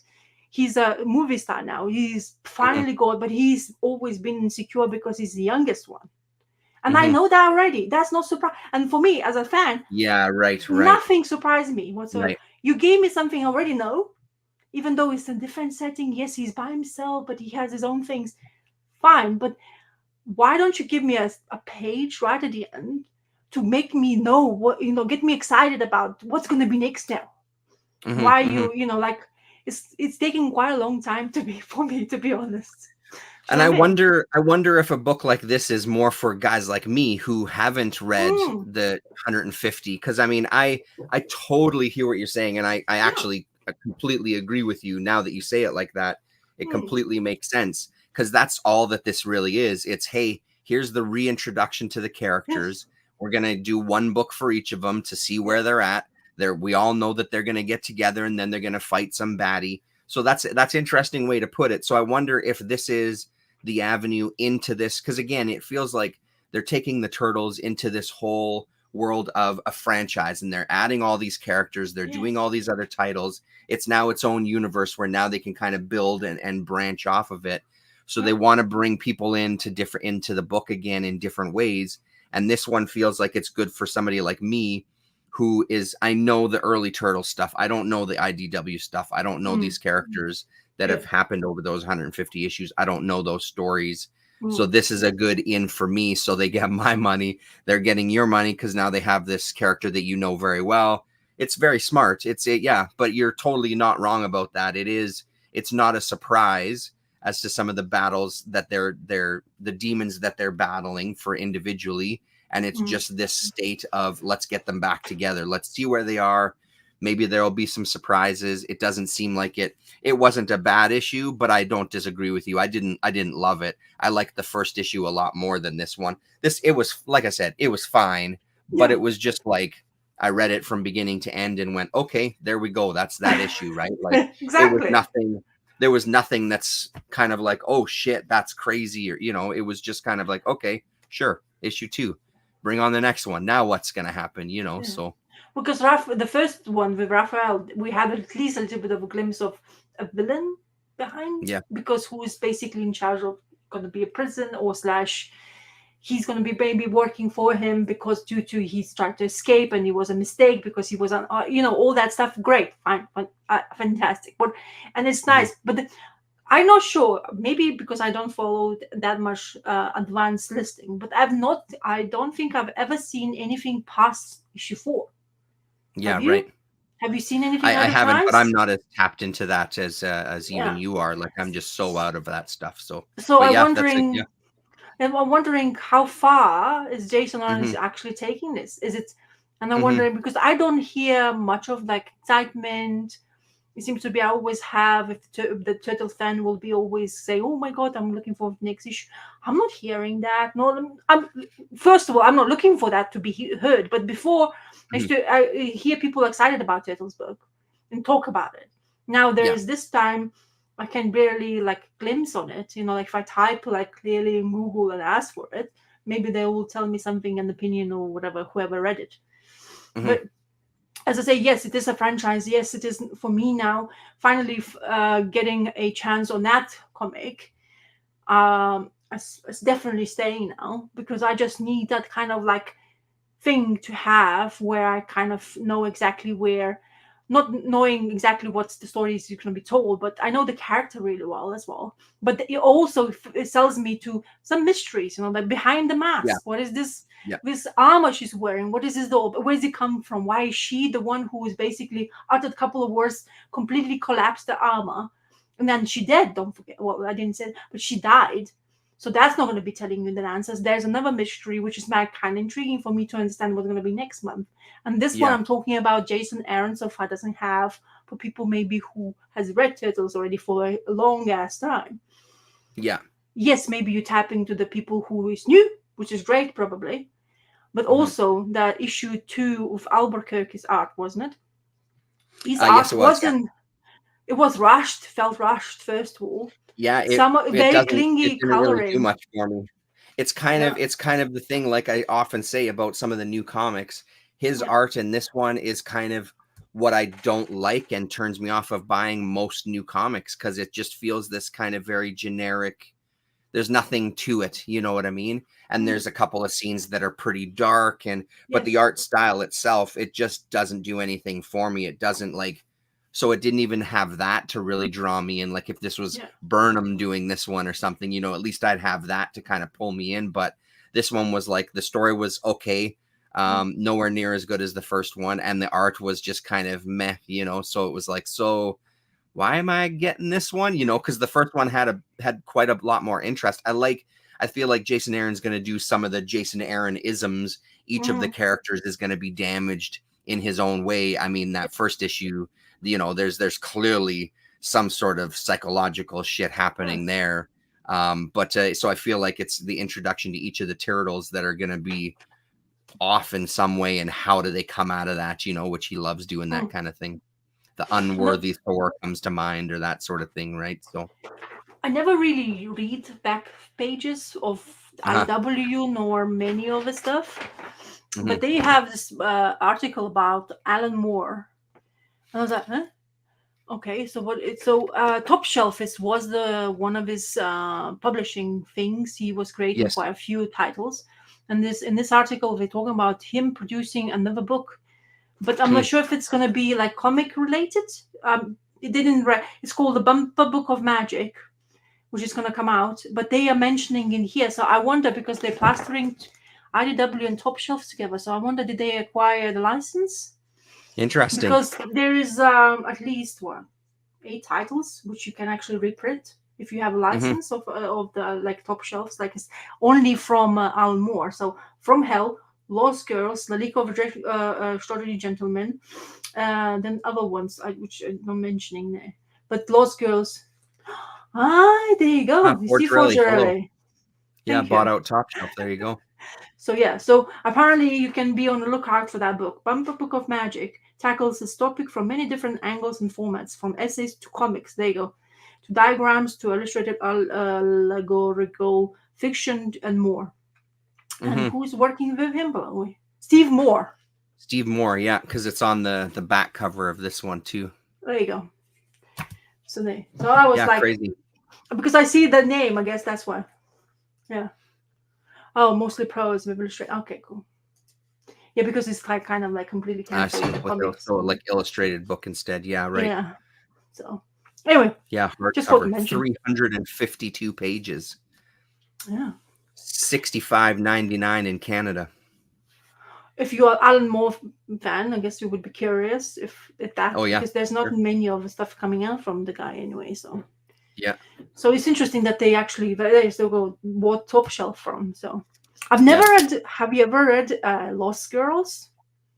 I haven't. It's one that I really would like to read though, Because because his his wife is wife, a pretty yeah, famous underground artist. Yeah. yeah, exactly, yeah. So because Yeah. she's doing, I was like, I was like, I've heard the name because I probably Alan Moore, blah blah, I mentioned somewhere, but like she's an artist, like, oh, that's intriguing. It's like how I Mhm. actually, and I looked it up, I couldn't see anything.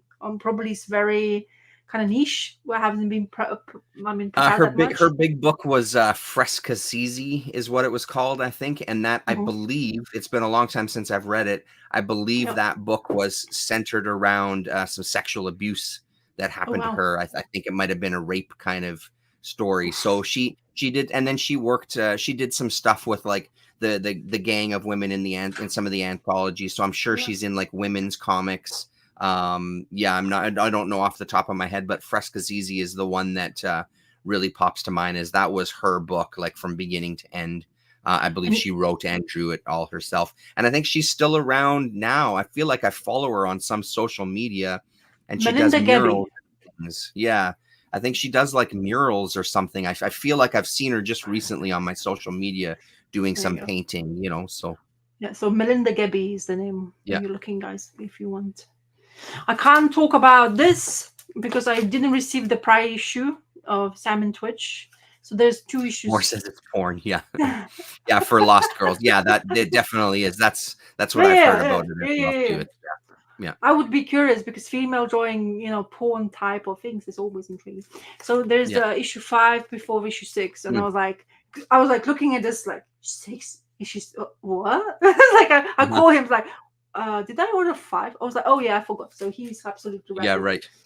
Lately, is my comic guy, so I'm getting my books kind of like razzle dazzle Hmm. things. Okay, so have you caught up with Kaya? I sure did.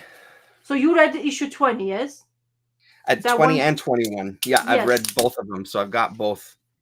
So the 20 was the best out of 2 years. Yeah, 20 was really good, but Mm-hmm. I like this 21 as well too.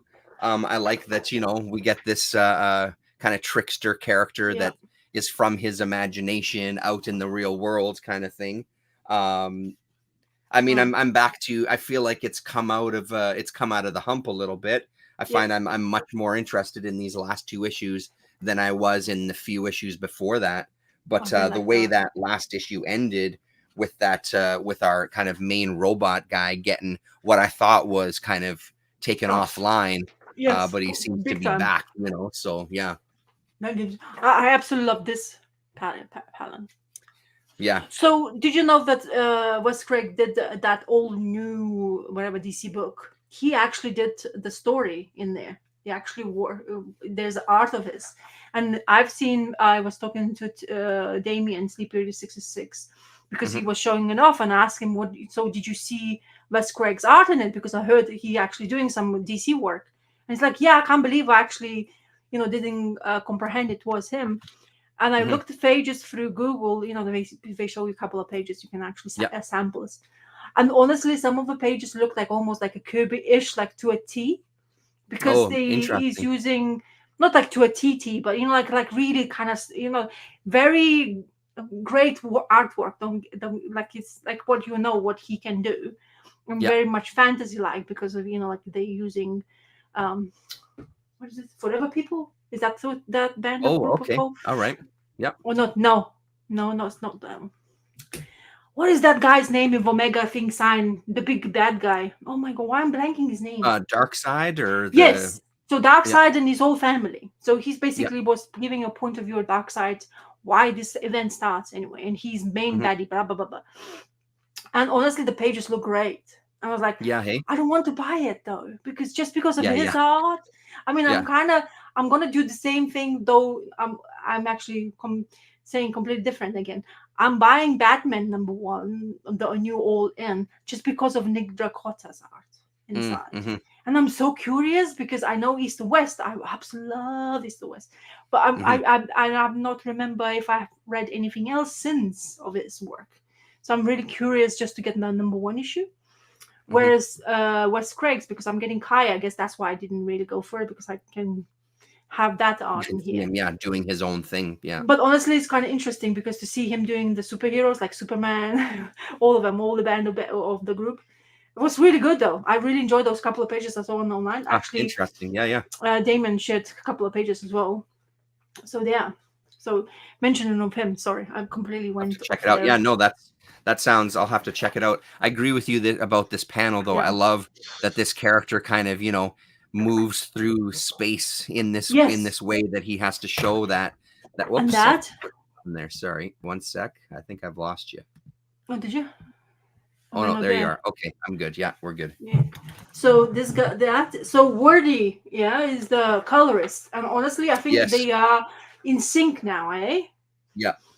Because it seems I to mean, I be don't know if do you feel like they ever weren't? I feel like they've been no, a no, no, strong team since the beginning, but no, no, no. What I'm trying to say is just always excites me even more because I see scenes like that. They're not never afraid to play the colors. That's what I'm trying. yeah, My yeah, point right. is like that. Those color schemes in the panels are really great for me. So Hmm. I don't know how about you, but Image having some weird printers. This comic literally stinks, and I can't like. I want to Oh, really? actually run like not your atypical comic book, like new print comic. This is like something they're using.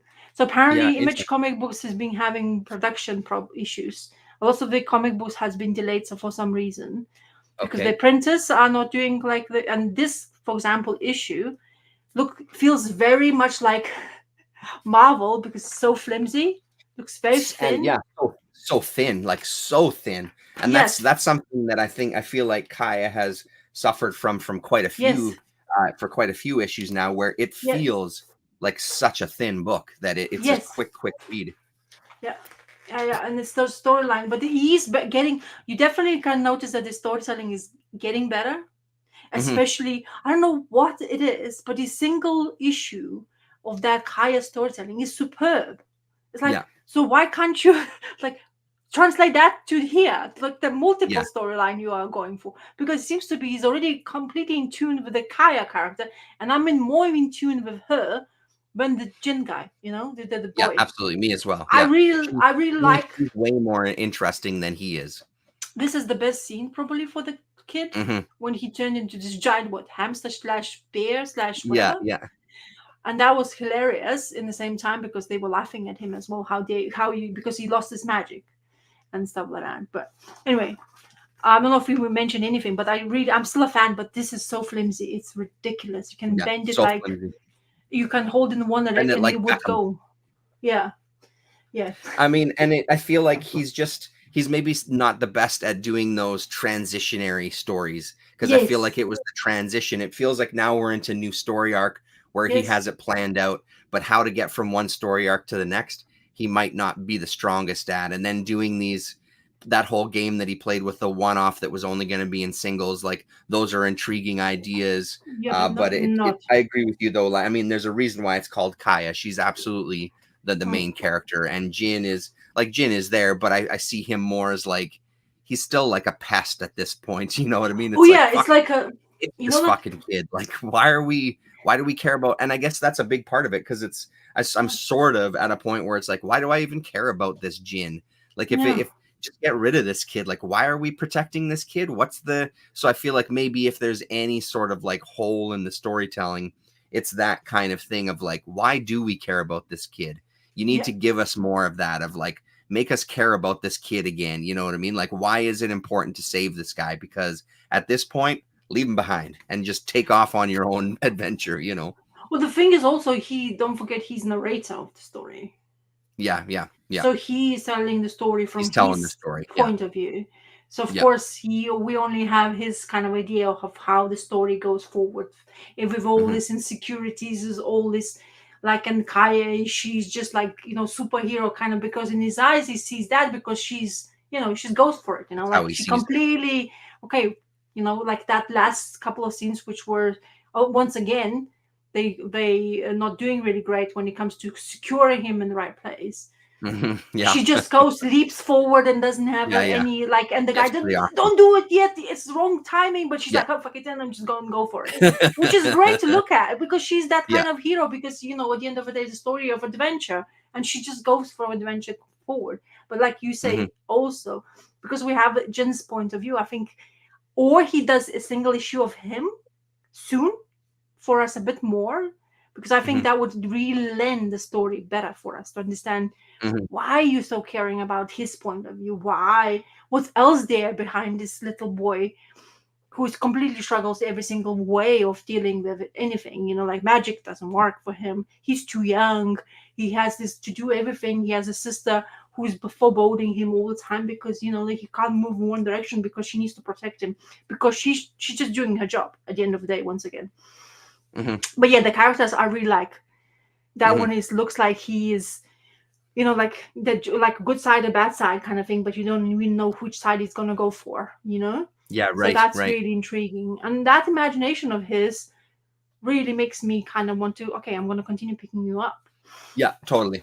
Yeah, So I'm just glad to be kind of back on board with it, because there was a period there where it was yeah, issue well, after issue where it was like, this is just not interesting at all, the you know. So city, it's good that the this city caught me story. again with these two issues. Yeah, Yeah, the city story was a bit of a drag. yeah. I don't think he really knew how and what to do. It was a bit too big, maybe. The Hmm. location he chose was absolutely enormous, to be honest, of that, and too many characters around, Hmm. and maybe. But this what's the I guess we're lucky to see kind of his progression on writing as well as in artistically. Well, and that's the thing, right? Like, it's the first thing that he's written, isn't it? It's his No, own. Oh, okay. He's written stuff before. yeah, Okay. So this he is the has his. first book that he's done on his own, though. No, he has even done Oh, his own book. It's I see. Okay. I think it's called Great. No, no, something Diggers. Oh, right, He right. self-published book. I don't own it either Yes. because I think it's quite been published in some sort of way, which across the pond it wasn't. I mean, I don't really. I think Yeah, the maybe Damien had it. Grave Diggers Union Yeah, there you from go. That's it. 2017. Yes. You see, I'm a better fan than you. Okay. No, you definitely are. There's no doubt about that. There's no Being cheeky. No, I there's no really doubt. like him. I Yeah, that's honestly, I brilliant. said to Damien while we were messaging, saying, I don't want him to work for DC. To be honest, Yeah, I think he can come in just like, well, like willy-nilly comes to tell a storyline for them and just leaves, gets the money and and then just go goes away. and creates Yeah, his own stuff continuously. Because don't forget, there's lots of work going on here, and it's actually kind of Kai kind of stopped for a bit, and he took a break because he wanted to work for DC. Yes, so Kai had yeah. to stop. But I'm really curious how far can he take the story and where we're gonna end up with him, because I'm rooting for the guy. Come on, I want him to be known for what he's creating, and so far he's creating, getting fans.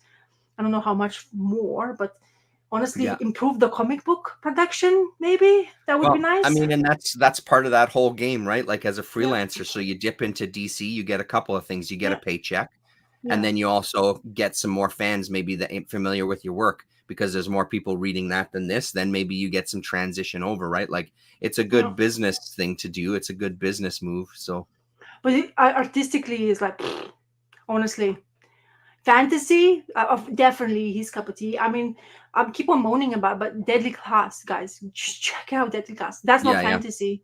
That's your a daily whatever life, and he Hmm. does it stupendously well. And scenes Hmm. behind, oh, just thinking about it, like, yay, this is such a good work.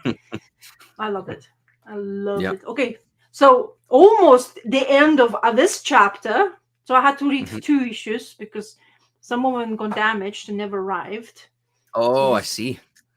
so I had to read 2 of them in one boom What boom. what issue is that in your right hand? What number is that?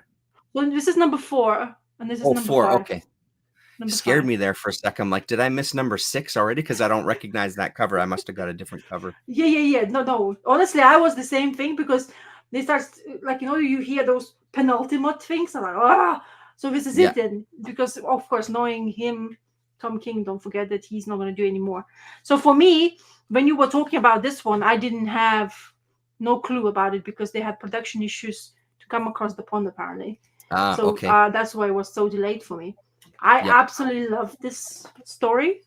I Hmm. still don't grasp idea of this dude's first we had the reporter, now we have Yeah. the guy selling the comic or the art or this still the mysterious CK Cole's full storytelling with Yep. tapes. Why the hell do we need it to be in the story, in the story? I don't know, I it mean, doesn't lend it's to the Tom King, and I story. feel like it's going to be a pulling the rug out from under you in issue 6. Whether it's going Yeah. to be successful is another story, but I feel like Hmm. that's his MO, right? Like he's got the Yeah. Shyamalan syndrome where it's like, hey, I'm going to do something at the end that's going to blow your mind, and I just don't know if it will because uh, again, to me, like this is that's the so cool, least man. interesting part of the whole book. Like, yeah, that's such a great picture. That Herb working with this butler slash whatever he Yeah, is. yeah, So that was really great to see. And then the fight scenes, and he's like, okay, finally I'm gonna have a sword, and he's like, nope, your tools is an axe. I'm just like, yes, huh? But everybody has a sword. So yeah, I really liked it. This moments where you have good, this is like really like why I'm talking, why I call this show comic therapy, because this goes like really like from up to down to up sure and does. down, and she's like struggles big time to please, also to be kind of somewhere, and maybe like not repeating the same mistakes. And then those fight scenes, how she did it, and the horrible twist where this scene was like, geez, like, oh my god, so is she?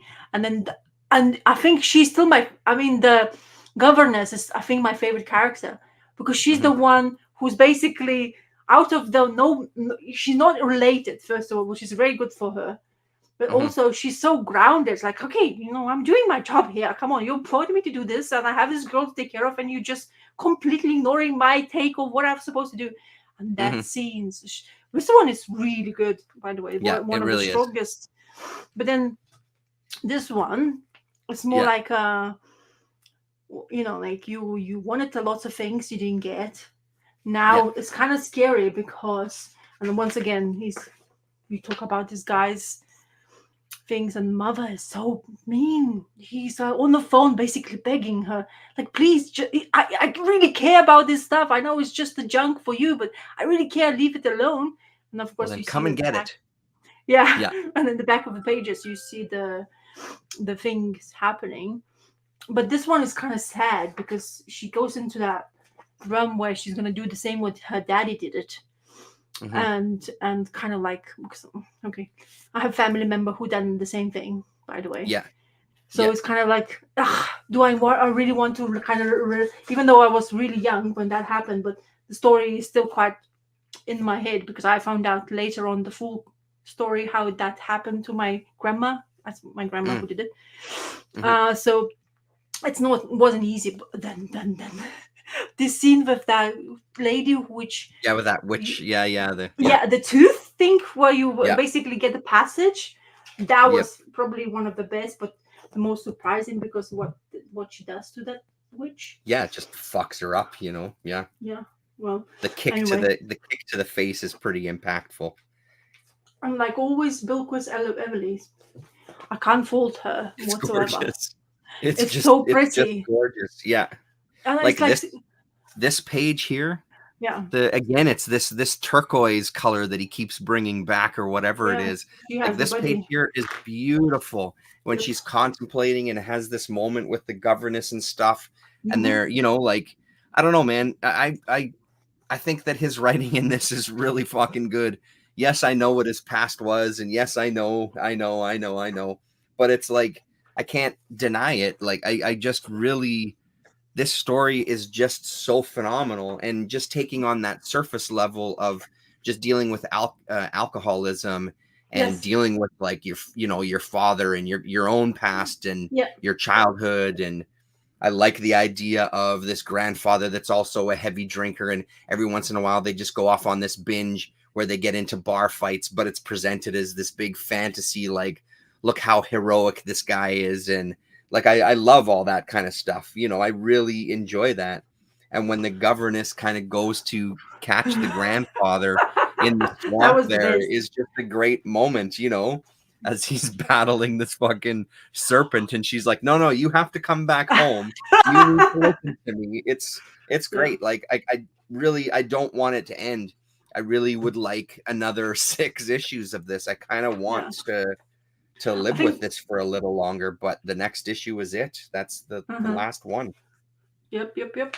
So honestly, this her art and her like everything, whatever she constructs in this book, Yeah. it seems to be like really well done. I don't Yeah, it's see gorgeous. it's just so many things happening in the pages where you don't doubt her abilities. There's another thing which Hmm. I really enjoy, because sometimes you see something that bugs you in your ear or your eye, and you think like, oh, maybe I'll see it somewhere else, and I can't really. I think it does really help that she has a friend, that Mateus Hmm. Lopez, who's Hmm. basically works with, they work together closely for a long time apparently as well. Hmm. So that really really helps. And of course, good for Tom King to picking up the absolutely fantastic artist to have the books like this. I mean, he has Yeah. the good knack for doing that as Yep. well. He's picking really good, like strong artists. It means that their range is really good. And so far, as I say, that's the one thing that always bugged me with Tom King, is that he's, like you say, he has that idea of doing something slightly different. Yes, Hmm. but he's always never like many books. They never worked for me because I would just Yep. get like angry and frustrated. It's like, what's the point then? I Yeah, hope he's not right. going to do that, because I really do not want this, because it's I so far mean, it's very beautiful. I wonder if this is gonna end kind of like Human Target did. You know what I mean? Like Oh, he I don't kind of know. he made it obvious that Human Target, how that book was gonna go, and I How feel is like it? he's made it pretty obvious Oh. in this book that how things are gonna go. And just to kind of touch on the art thing again, I Yeah. also love that it's one of those, because there's so many books where you see the art on the cover is nothing Mm-hmm. like the interior, Mm-hmm. and I understand that, but it still drives me crazy. But I love This that, like, doesn't. this cover is gorgeous, especially after you read the issue.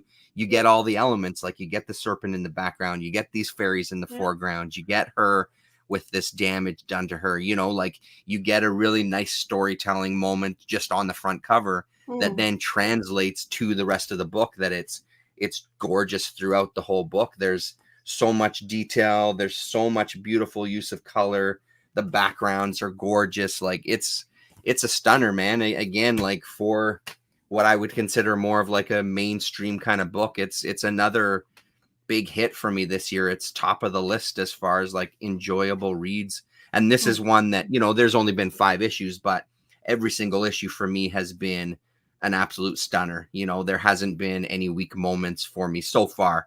The minor one is that story of the stuff, what's going to happen to the stuff, where I just feel like, okay, so what's going to happen with that in this last issue? Is it just going to get forgotten, and the last shot is we're going to see it in the trash or something? Because I feel like that's where it's going, where it's like No, all it's of this gonna stuff go. that was meaningful, it's all gone, and then what's that going to mean for the rest of the story? And so yeah, Would be we'll see. interesting. Okay, now you're talking like what's the ending, because that's what we do when we know it's ending the stories. We start debating in our heads to understand Yeah. what kind of story we would like to have. Yeah. In my idea, that supposedly comic book, like we are comic book collectors, you'll get one of the relating members Hmm. finally discovering the true story behind the family. That would be Yeah. awesome. Yes, that would Yeah. be Yeah. making absolute, like governesses great, great, great, whatever. I don't remember the distance between the timeline, Hmm. but like some family members finds this and it's like, I can't believe this is a treasure, because how the way the comic seller was sold to a comic book fan about this one, like, oh my god, this is like, you never find this is unique, blah blah blah blah blah blah. So that would be making me as a comic book collector quite a big fan if somebody is like appreciates it. But I don't want, which I hope I'm not getting, this is Hmm. just a poof of a story of a magic, like that I don't Yeah, want. yeah. Like this is just like, just a comic book, nothing related to anything. The CK Cole was just, like whatever, whoever. I don't want that part. Because, Yeah. but it's really annoying with Tom King. I find it really much so with his writing that he does that often and always more. Yeah. I think it's a signature, isn't it? Now you could tell the I way don't he know. I haven't writes. read enough of his stuff to know. I've only read a couple of things, so there's a lot of his books that I haven't Like read. Big Barda book, Mr. Miracle. Yeah, That I was didn't read intriguing that one. because he went to a lot of psychological parts. But when it finished, I was so confused. I didn't understand what the whole story plot line was after. Yeah, After I right. remember, and I was like, what? Why? Why is it just because Hmm. you're telling us they're supposed to? I don't know. So that's Yeah. how I felt about it. Only Mr. Yeah, Miracle. we'll No, see. Mr. I mean, Miracle, but the Wonder guy. What's that guy name? I don't know. The Wonder's He did a husband. he did a Vision story. Yes, that's the Yeah. only vision still. So it's the first book he wrote, I think, Yep. where it became like exploded into stratosphere. Is that book what made me feel like, wow, this is actually really good storytelling. Hmm. And once again, it's almost the same things. Family, most of the time, they're really, really damaged. Yeah, absolutely. And I was gonna say that seems to be a thing. Like the first time I heard about him was Travis talking about the book he did before that. Um, Oh, what? Tom King comics. Oh, you're gonna find out then. Help Yeah, of just because I Google. can't remember the name of it. Hmm. Um, Geez. Yeah, he did Rorschach as well too. Yes, I didn't Human read that one. Target. Sheriff of Babylon was the book that I Oh remember, and that was yes, 2018. I remember Travis talking about that one quite a bit. That he was a big fan of that one. So that was the first time I heard his name, but I never read that either. But that's supposed to be another kind of high watermark for his stuff there. So I read it, but I don't think I finished the story. I started it, but mm, it's about the wars once again in the yep, was it I don't know which one now. I don't want to make mistake. Some Muslim country, that's for sure. yeah, right, yeah. So Either way, one more issue. We'll see. I well, realize that sometimes I've got a bit more bleak outlook on the world, so maybe I'll be wrong about the final issue, and it'll yeah. be very uplifting. So let's go with that hope that it'll be a very uplifting. Hmm. And either way, it's going to be sad to see it go because it's been so fucking good. Well, there's more room for more then, Terence. Then you can look for something exciting once again, which is definitely going to be out and about somewhere. Oh, there's still lots of exciting stuff, no doubt about it. Yeah, I mean, just that. Mm, Just the sacrificers, is a good example of that starting to, speaking of books that are picking up again, that's one yeah. that's on the upswing for me for sure. So there's lots of stuff. Yeah. I heard quite good things talking. Napalm Lullaby, apparently, it's picking up Mm. really. This is the steam quite a lot. But Oh, okay. you reading Grommets, which you absolutely love as well, which is another Grommets I love. manga. It's so fantastic. Yeah. And there's another one. What other book he's doing? Why I'm blanking. There's Yeah, I don't another know. story. I don't remember who is the artist even. Anyway, there's another one that apparently is great. The books you Right. shouldn't pick up is like this: Hold Gotham on. City Sirens. Oh, yeah. Fluff, fluff, fluff, Oh, fluff, fluff. really? It's That's a new one? okay. First of all, if you see those, because I picked up because Harlequin and Catwoman and Poison Ivy, it's always intriguing band of groups. But this is so campy to a Mm. point where I was like, do I? So I did. So I only picked up one there. So I think only kind of like 6 issues. I think they will come out with. I don't know, but I picked up just for curiosity. I read this one like 2 weeks ago, and it's they are having this group of people who's using a almost like Westworld, Westworld TV show. Sure do. Yeah. So we have the people have this construct where they're creating things where it's going cowboys and stuff, and all these Hmm. animals aren't real. They are constructs of the computerized systems, or maybe make them like almost like computerized things where you shoot them and they wake up again, shoot them again. It's like a hunting habit, like Mm-hmm. so. And Harley Quinn comes upon it by mistake while walking her dogs, and there's this character here. Apparently, this new character of DC is called White Bunny, and Okay. everybody's like, oh my god, like intriguing, and nobody's apparently using her well. I don't know nothing about her. I thought she's just a part of the storytelling, but she's apparently quite vital of this story will be, or in the future story time. But as a first issue, it was like, oh, okay. It's like because I haven't read many of the stories of Goth, like the original, the more expensive run of Gotham City Sirens. I always wanted to pick it up, I never did. But Hmm. the all the of females of the DC universe, it always intrigues me.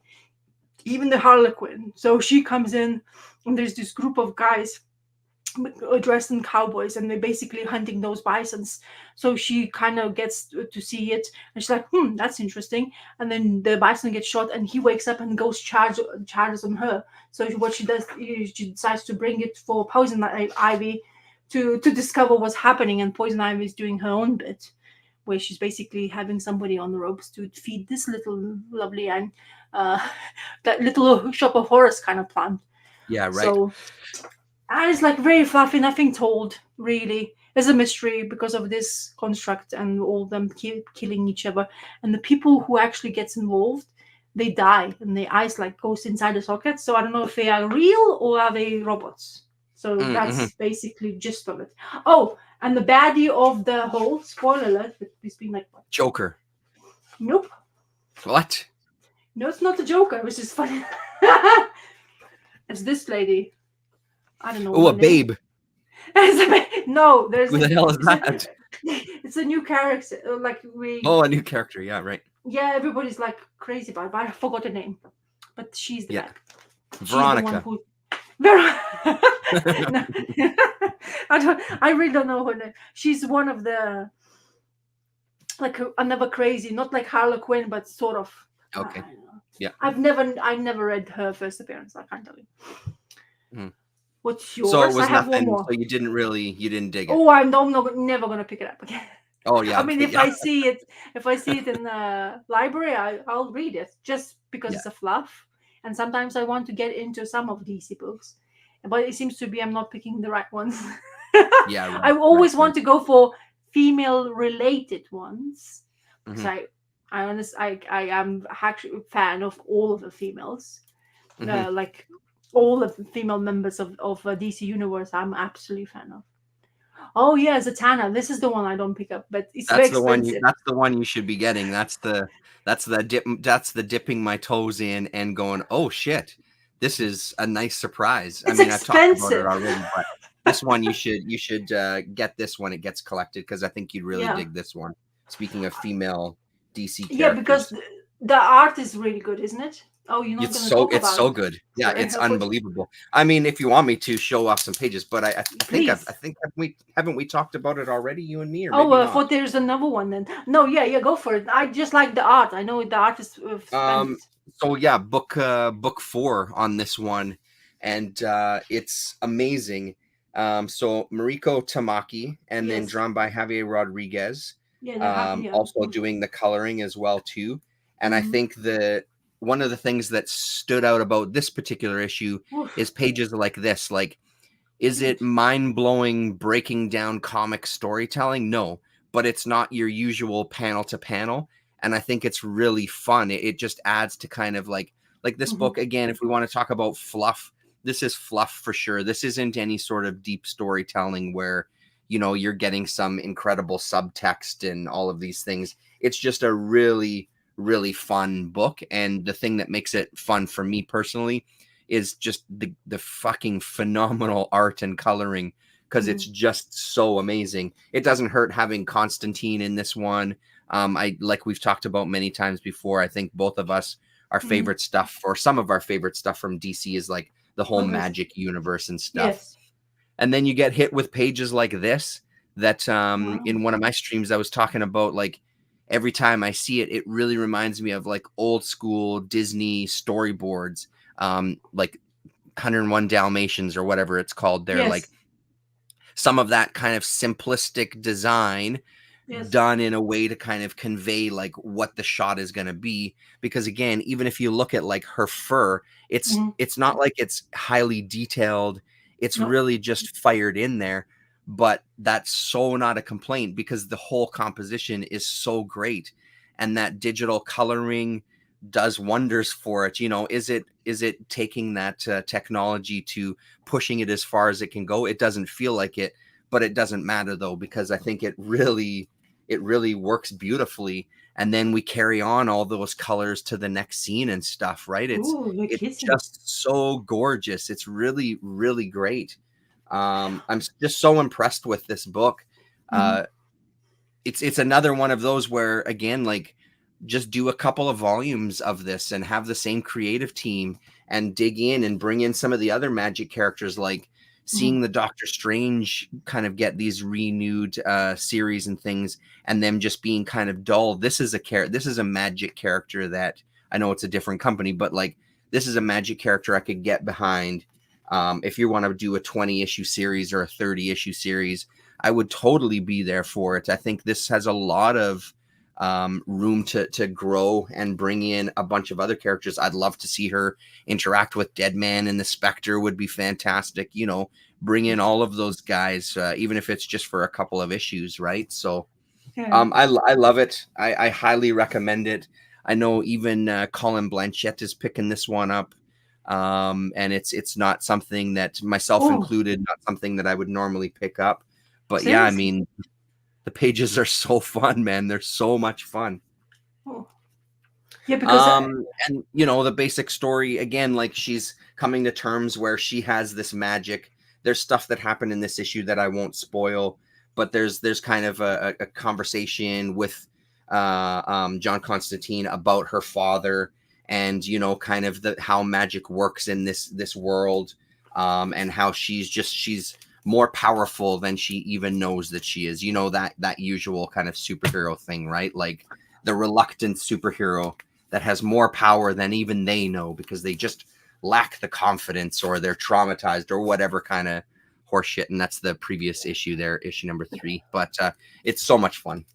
so because when the beginning of the number one issue, she was quite young there. Yeah, so she's already quite what to like. They jump through time quite a bit. Yeah. So the stuff I Okay. was showing you where it was panelless, that was Yeah. flashback to the first time that her and Constantine met and they had a Oh, I see. relationship. So that Hmm. was a flashback.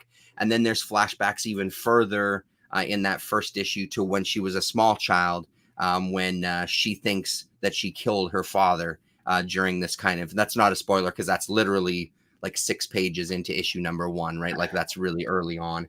Yeah. Um, Yeah. so it's they really jump through time, and I think that they do it in a way that I haven't so far found confusing. Sometimes that kind of storytelling can get really confusing really quickly, but I Yes. found they've handled it really well in this one. There hasn't, for me personally, there hasn't been moments where I've been confused as to where we are and what the hell is going on. Hmm. Again, it also helps that the story is, like I said, pretty surface level. It's just a story of growth, and Hmm. yeah, it's What do you cool. think of It's so her? cool though. It's so much fun. What do you think her relationship with Constantine? Do you think that's how it's supposed to? Like they should be a couple, or? I don't know. Apparently, I don't know if that's something that was in, because I don't know enough about Zatanna and I don't know enough about Constantine as a character to know if is that something that was in original DC stuff, or is that the kind of reason why this is a Black Label thing, because that relationship never happened in DC proper. I just don't Mhm. know enough about it. It seems natural. It seems interesting. It seems, especially again in issue 4, you get more about Mhm. that relationship and why it ended and stuff. So and Yeah. kind of maybe why she is a little like she is, right? So I yeah. think I would like her to be with a dead man. Yeah, yeah, that would be It something. would Yeah. be quite interesting because dead man Yeah. is, oh, you can't see him, yes. Yeah. Then, but she's magic, so she's full on magic, so she Yeah. can probably. She'd see him. I presume so. Hmm. But then it would be quite interesting, intriguing part of it. But anyway, it doesn't mean that relationship. But you mentioned Spectre. Yeah. New DC has Spectre in it, fully blown. Oh, yeah, Darkseid is really. actually using Spectre's powers. Oh, really? Spoiler alert. Interesting. I've seen it somewhere, a picture, so I haven't read it, but I just spoiled it for some people, I think. Yeah, But you right. mentioned Spectre, so I thought like, oh, I should mention I'll it. have to, He's actually in comic books I'll have again. to flip through those and next time I'm in that shop. Flip through You and see definitely what should they just look look like. through, Yeah. because there's a Legion things apparently, but and Legion of superheroes that's like crazy. Apart Yeah. from the DC universe, nobody like it's quite difficult to go into. Quite a lot of reading to do, Hmm. and also what else there is? No, that's it. Spectre, I think you would care as a character because Yeah. Cool. they basically he's going to look for him first of all. Hmm. Apparently, that's what I heard as well. So quite Nice. intriguing. I Yeah, for honestly, sure. because I've seen bits of it, so I don't understand the story. Because I haven't not read it. But those bits of it is just because of Wes Craig's art and also that Spectre. Because we Yeah. both kind of you like more Spectre than I do because I I don't look love more Spectre. Spectre. Yeah, Spectre. Deadman is fantastic as well, like Yeah, a very close second. But yeah, for me, yes. Spectre was one of those books I hit early on. So And look at us, we're talking DC still. So I finally, yeah, I know it's m- bizarre. yeah, yeah, it's quite a lot DC, which is crazy. But I Yeah. finally got this, Hey, look at that. Yeah, the big nice. one, the big. You see, Yes, Compar- comparing to the comic book. Oh, there you go. Your the average, Treasury. yeah. So it's a big little book. It's so That's so great nice. that they reprinted it at that same size too. Like they Yes, went all out. yeah. The printing issue is quite radical, though. So the actual cover doesn't fit in frame, Ah, I see. which is kind of like okay, DC. I That's mean, weird. Why wouldn't you they fix that then? I don't know. Maybe it's like across the pond we're getting all the shits. Yeah. It's 14.99 as well, which isn't cheapest reprinted versions, but it's a big mammoth book. Yeah. Really, it's treasure edition. I have Marvel Treasury, but I don't think I've ever owned DC. This is the only one I wanted. And Yeah, this right. book, original book, goes like crazy on eBay in some sort of every time kind of prices you can think of, from like Yeah. 1,000 to like 50, I think, original printing this. But I always wanted to see this, like first of all, okay, Neil Adams. Second of all, is this crazy book he has produced for DC books, and the same label, that's what the label they're going for, isn't it? This Hmm. is how the label they're gonna continue forth with. Oh, right. Yeah, they're going back to the bullet design or whatever. Yeah. Yeah, and then also you have all these famous people he has Hmm. drawn in the cover, and then here, apparently as original, you had all them telling you which ones. There's like a million of them by the look of it. But it's also printed on a newspaper, field paper, which is absolutely lovely. I really like it because it makes the book very light, to be honest. But honestly, I would like to have original and this one to compare. I would love if Yeah. somebody could do that, but I don't think people want to invest and spend money on two things. Or maybe you are a Niels Adams fan, so you would do that. But the story is nothing to break the head about, but it's really nicely told. If you're a fan of Muhammad Ali, he's actually sometimes he misses the likeness, but sometimes he actually spot on with it. Nailed. Yeah, And the right. story is he goes in, they're going for an interview to see Muhammad Ali. He's playing basketball in the field, and then this douchebag of the alien lands it and says, "You people, Earth people, in the future you will be an asshole. So we came to correct it." Kind of. It's Direct quote. not really, but the gist of the You, story, basically. you're being assholes. We've come to punish you. Yeah, basically, you're gonna be people of mass destruction. We don't like that. We are superior being aliens. We come in to correct this. In order for you not to be perished, I order you to have a fight. Yeah. Find your champion of the world, of your world. And of course, Muhammad Ali he's the champion of the world of this heavyweight boxing, but Superman is the man. But of course, there's also the thing there. No, don't worry, Aiden. It's like I know who you are, you douchebags. You Mhm. need to fight between each other to decide who is going for it. And then like you have those moments where like almost to a T how you would think Muhammad Ali would speak in a way. I think they got that really kind of correctly. His speeches, the way he talks, and the way mannerisms. They really Yeah. were trying to. I guess they didn't really want to destroy the relationship between them and Muhammad Ali, I presume. But I like, honestly, I can tell you one thing. Neil Adams Superman is fantastic. Looks Hmm. proportionally superb for your eyesight. He looks like like what you can imagine Kryptonian super god to be, kind of. He shows these beautiful panels, and his pages are stunning to look at. Even though it's like I don't know how, as I say, I don't have original, I can't compare. Hopefully the colors are matching to what it was before, maybe of course a bit more brighter because they don't have the age which went through. But these kind of famous scenes of his drawing Superman, Yeah. it's really nice to have in this big format, and it lends to itself. If each page it was like, oh, I'm like a this is the comic where you could introduce to your kid, no problem. And it's like, like there's a story. Yes, the bad aliens coming to teach us humans, douchebags, a lesson. Yeah. How not to be, and we're gonna show you the power. If you're not listening, and that's the power. They We want basically to be smash. douchebags. We're gonna kill you now and later. Yeah, because they're saying that you are people of mass destruction, and we don't like that. So we came to basically correct that, correct Yeah. it. And yeah, so there is this Louis Lane and Jimmy Olsen, which I absolutely like the way they are in here.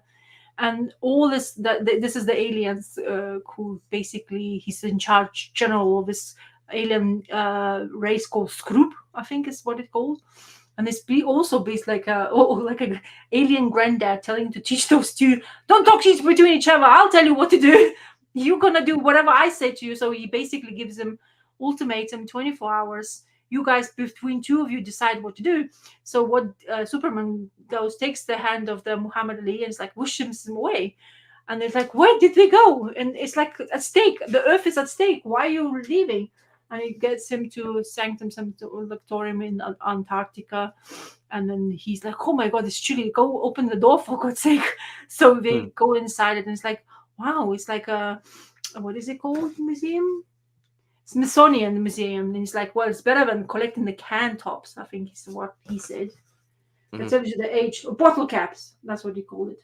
Hmm. It's better than collecting the bottle caps. Anyway, so it's honestly, it's a really good.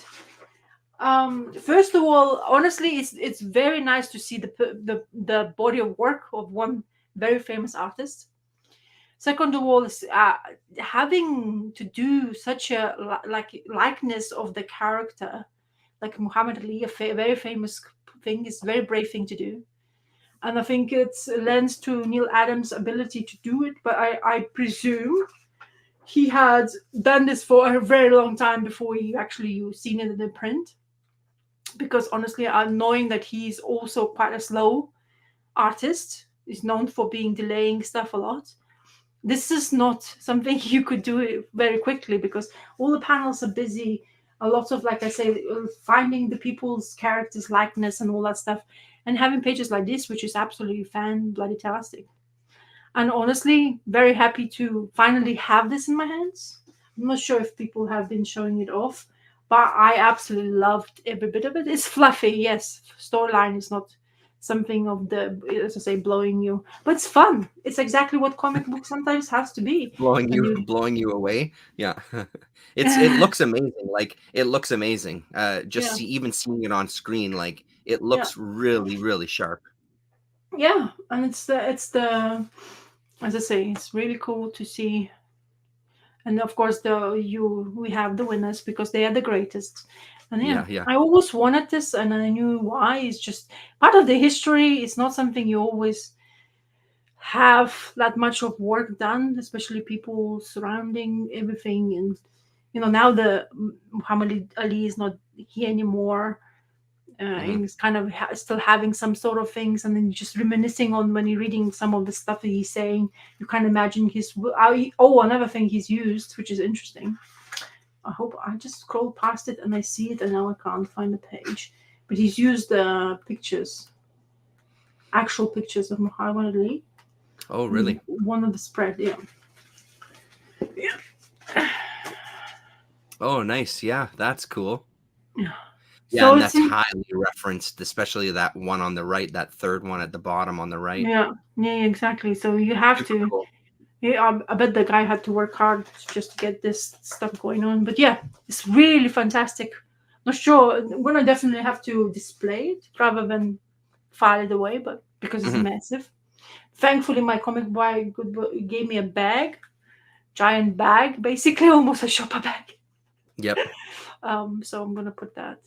But I'm glad, even though I don't like spending that much money on a facsimile.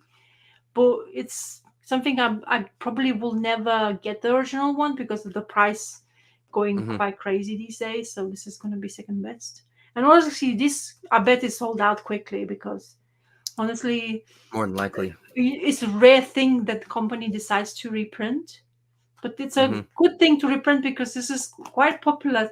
Both of them popular artists first of all, popular characters. So there's no problem to Out of basically all that oversized stuff, I feel like that is the one that yeah when you think of those, that's the one you think yeah of. Yes, you think of like maybe Kirby's 2001 and stuff, but like that's the yeah one that you yeah. think of. And I'm so glad they printed it the big size again. Like that's It's so commendable because that nice. couldn't have been easy. I was like thinking, geez, if you had this more often, like somebody you have enough money to construct the books like these and ask you like, oh, this is coming out like once in a blue moon, like every 2 years or something, and they come up with this Yep. size, it's particularly this size. I'm the fan. I absolutely love this. Like the bigger, honestly, those the Ditko book I have, those like agile. This is Hmm. easy to hold. First of all, it's Hmm. really easy Hmm. to read. You can have it. You can whatever. Those hardcovers are really difficult, even though the sheer size of it I really enjoy as well. But the feat of work like these, you can see details more much better. You can see everything is there for you to like dissect if you wanted to learn a little bit more about the artist and stuff like that. So really Hmm. cool. Super So yeah, cool. finally in my Yeah, bag. So yeah. that's pretty great. Okay, do you have anything Um, else? I mean, not really. I could talk Show, about show, show. this, but Oof. yeah, I Show me the mean, art. The art. it's just the usual. So this one is interesting. So this is the transition to Older his version. style from book one to kind of what his style is in the rest. Like for the Mhm. first story, so it's a multi-part. How many parts is it? Dude, I really like it. 9-part story called Samurai, which is basically Usagi retelling Jen the story of how he became who he is and Mm-hmm. going from his childhood. So it starts out with this showdown between him Mm-hmm. and this mysterious character who we don't know who it is. And it's beautiful. Of course, you got to do the panel who hit who. Oh my Yes. God, he's collapsed. Usagi won. Surprise, surprise. Uh-huh. But it shifts really quickly from this style to literally the next issue. It's he's now his fully formed self that we know him. Let me just skip forward here.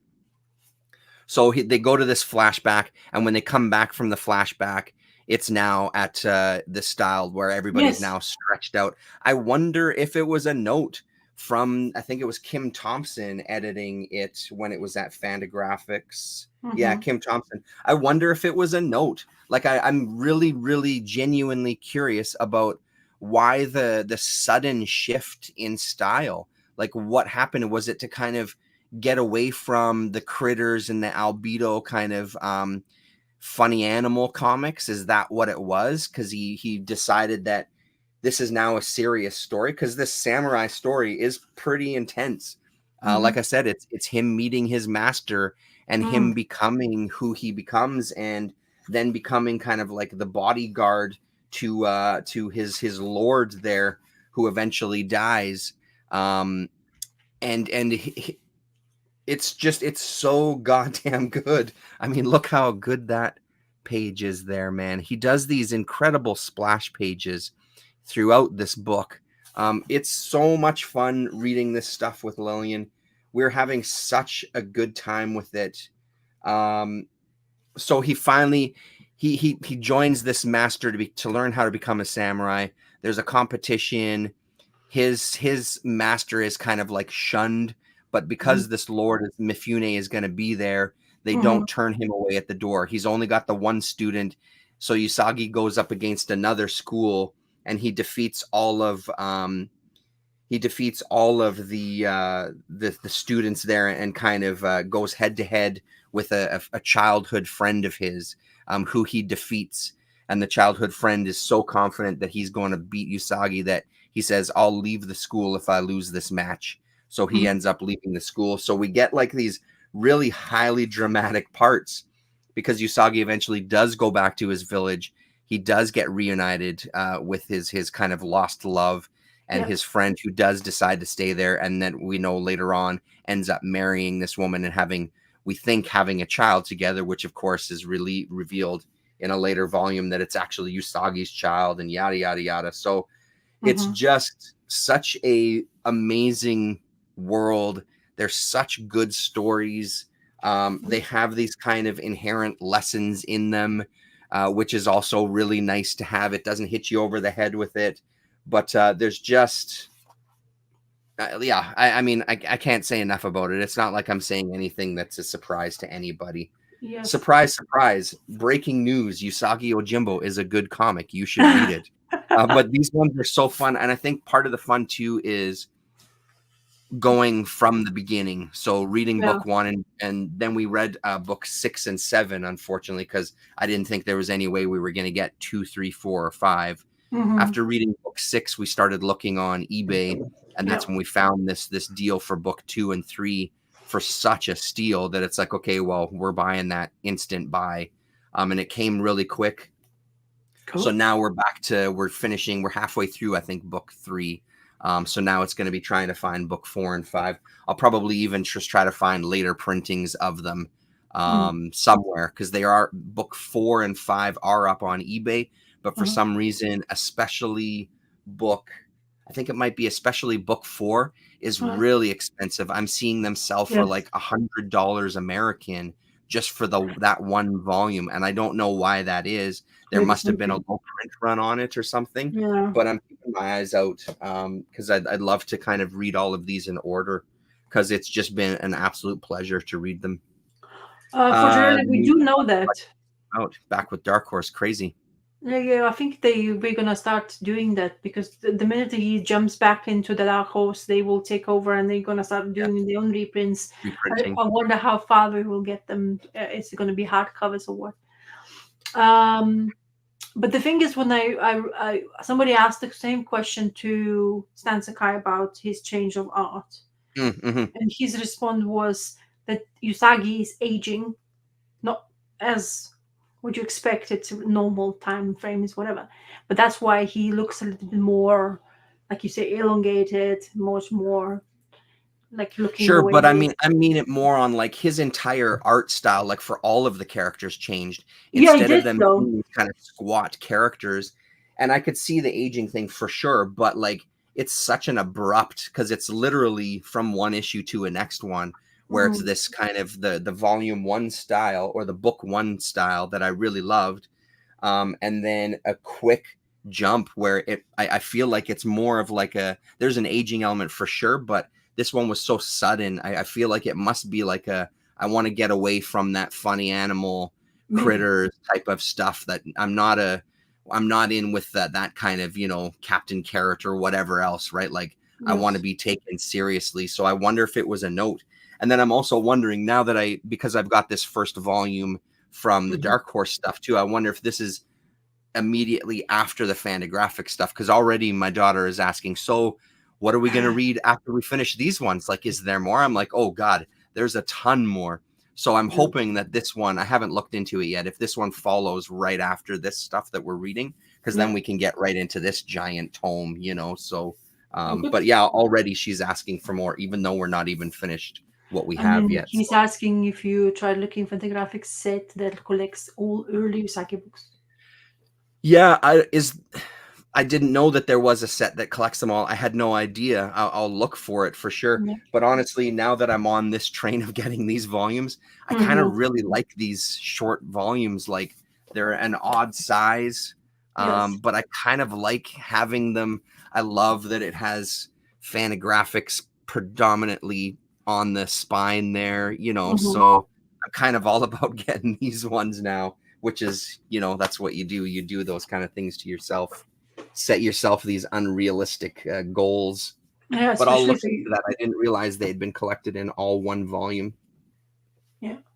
The thing is, it's interesting, especially because when you start collecting in a certain way, there's only always one book which is so overpriced, and you're like, "What the hell? Mhm. What is in there? So what's such a, So you just want to read it. I just want to Yeah, read the stuff, yeah, especially if you exactly. have your daughter now into it big time. So Yeah. it's even more Well, and I've got them incentivized. bookmarked on my wish list on my comic shop as well too. So if one comes up, then I'll jump on it. And like I said, even if we end up getting a later printing of the Fantagraphics for Yeah. volume 4 and 5, just so we can read it, I'd probably pick them up regardless, just to kind of get them so we can continue with the story. Did you check what the prices usually went for in the my comic shop for that book volume or? Let's see what it's at right now. I don't think the one that they have now isn't Mhm. very expensive. Let's Oh, see my want list.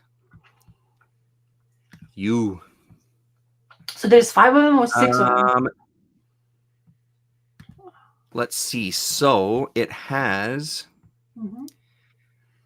1, 2, 3, 4. They have number 4, which is the reprint, and it's $8 American, and it's a Oh, very fine.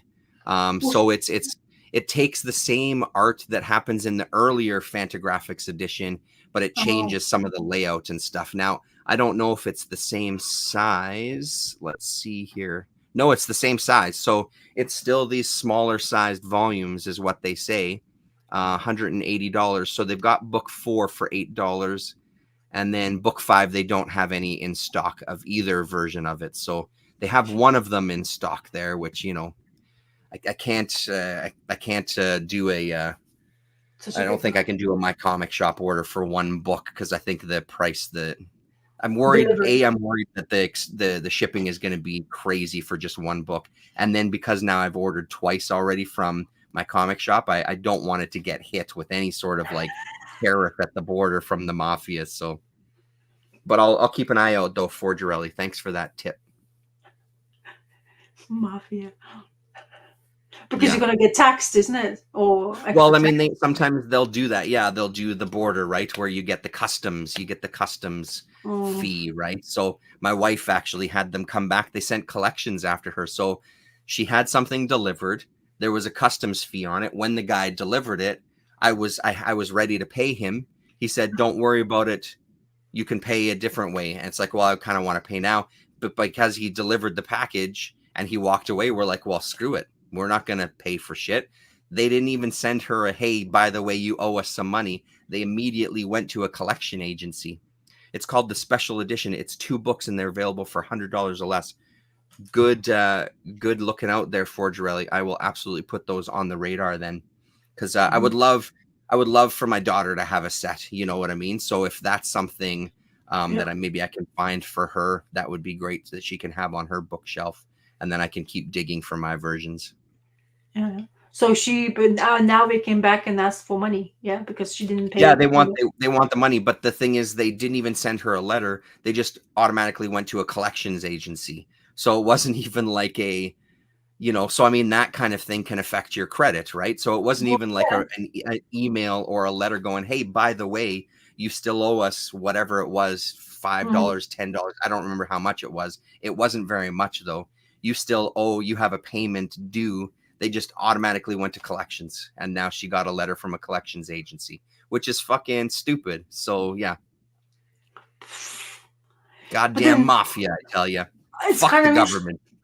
it's kind of interesting that they even send it back to you before they basically charge you, because in if I remember customs, you can't receive anything until you pay customs first. Exactly right. And that's usually how it is here too. So because this guy gave it to us and he didn't Yeah. want payment, maybe he didn't have the ability, the scanner, to do the debit or whatever like that. But because he gave it to us, we're like, well, fuck it. Why the hell are we going to pay customs on something we already have in our hands, right?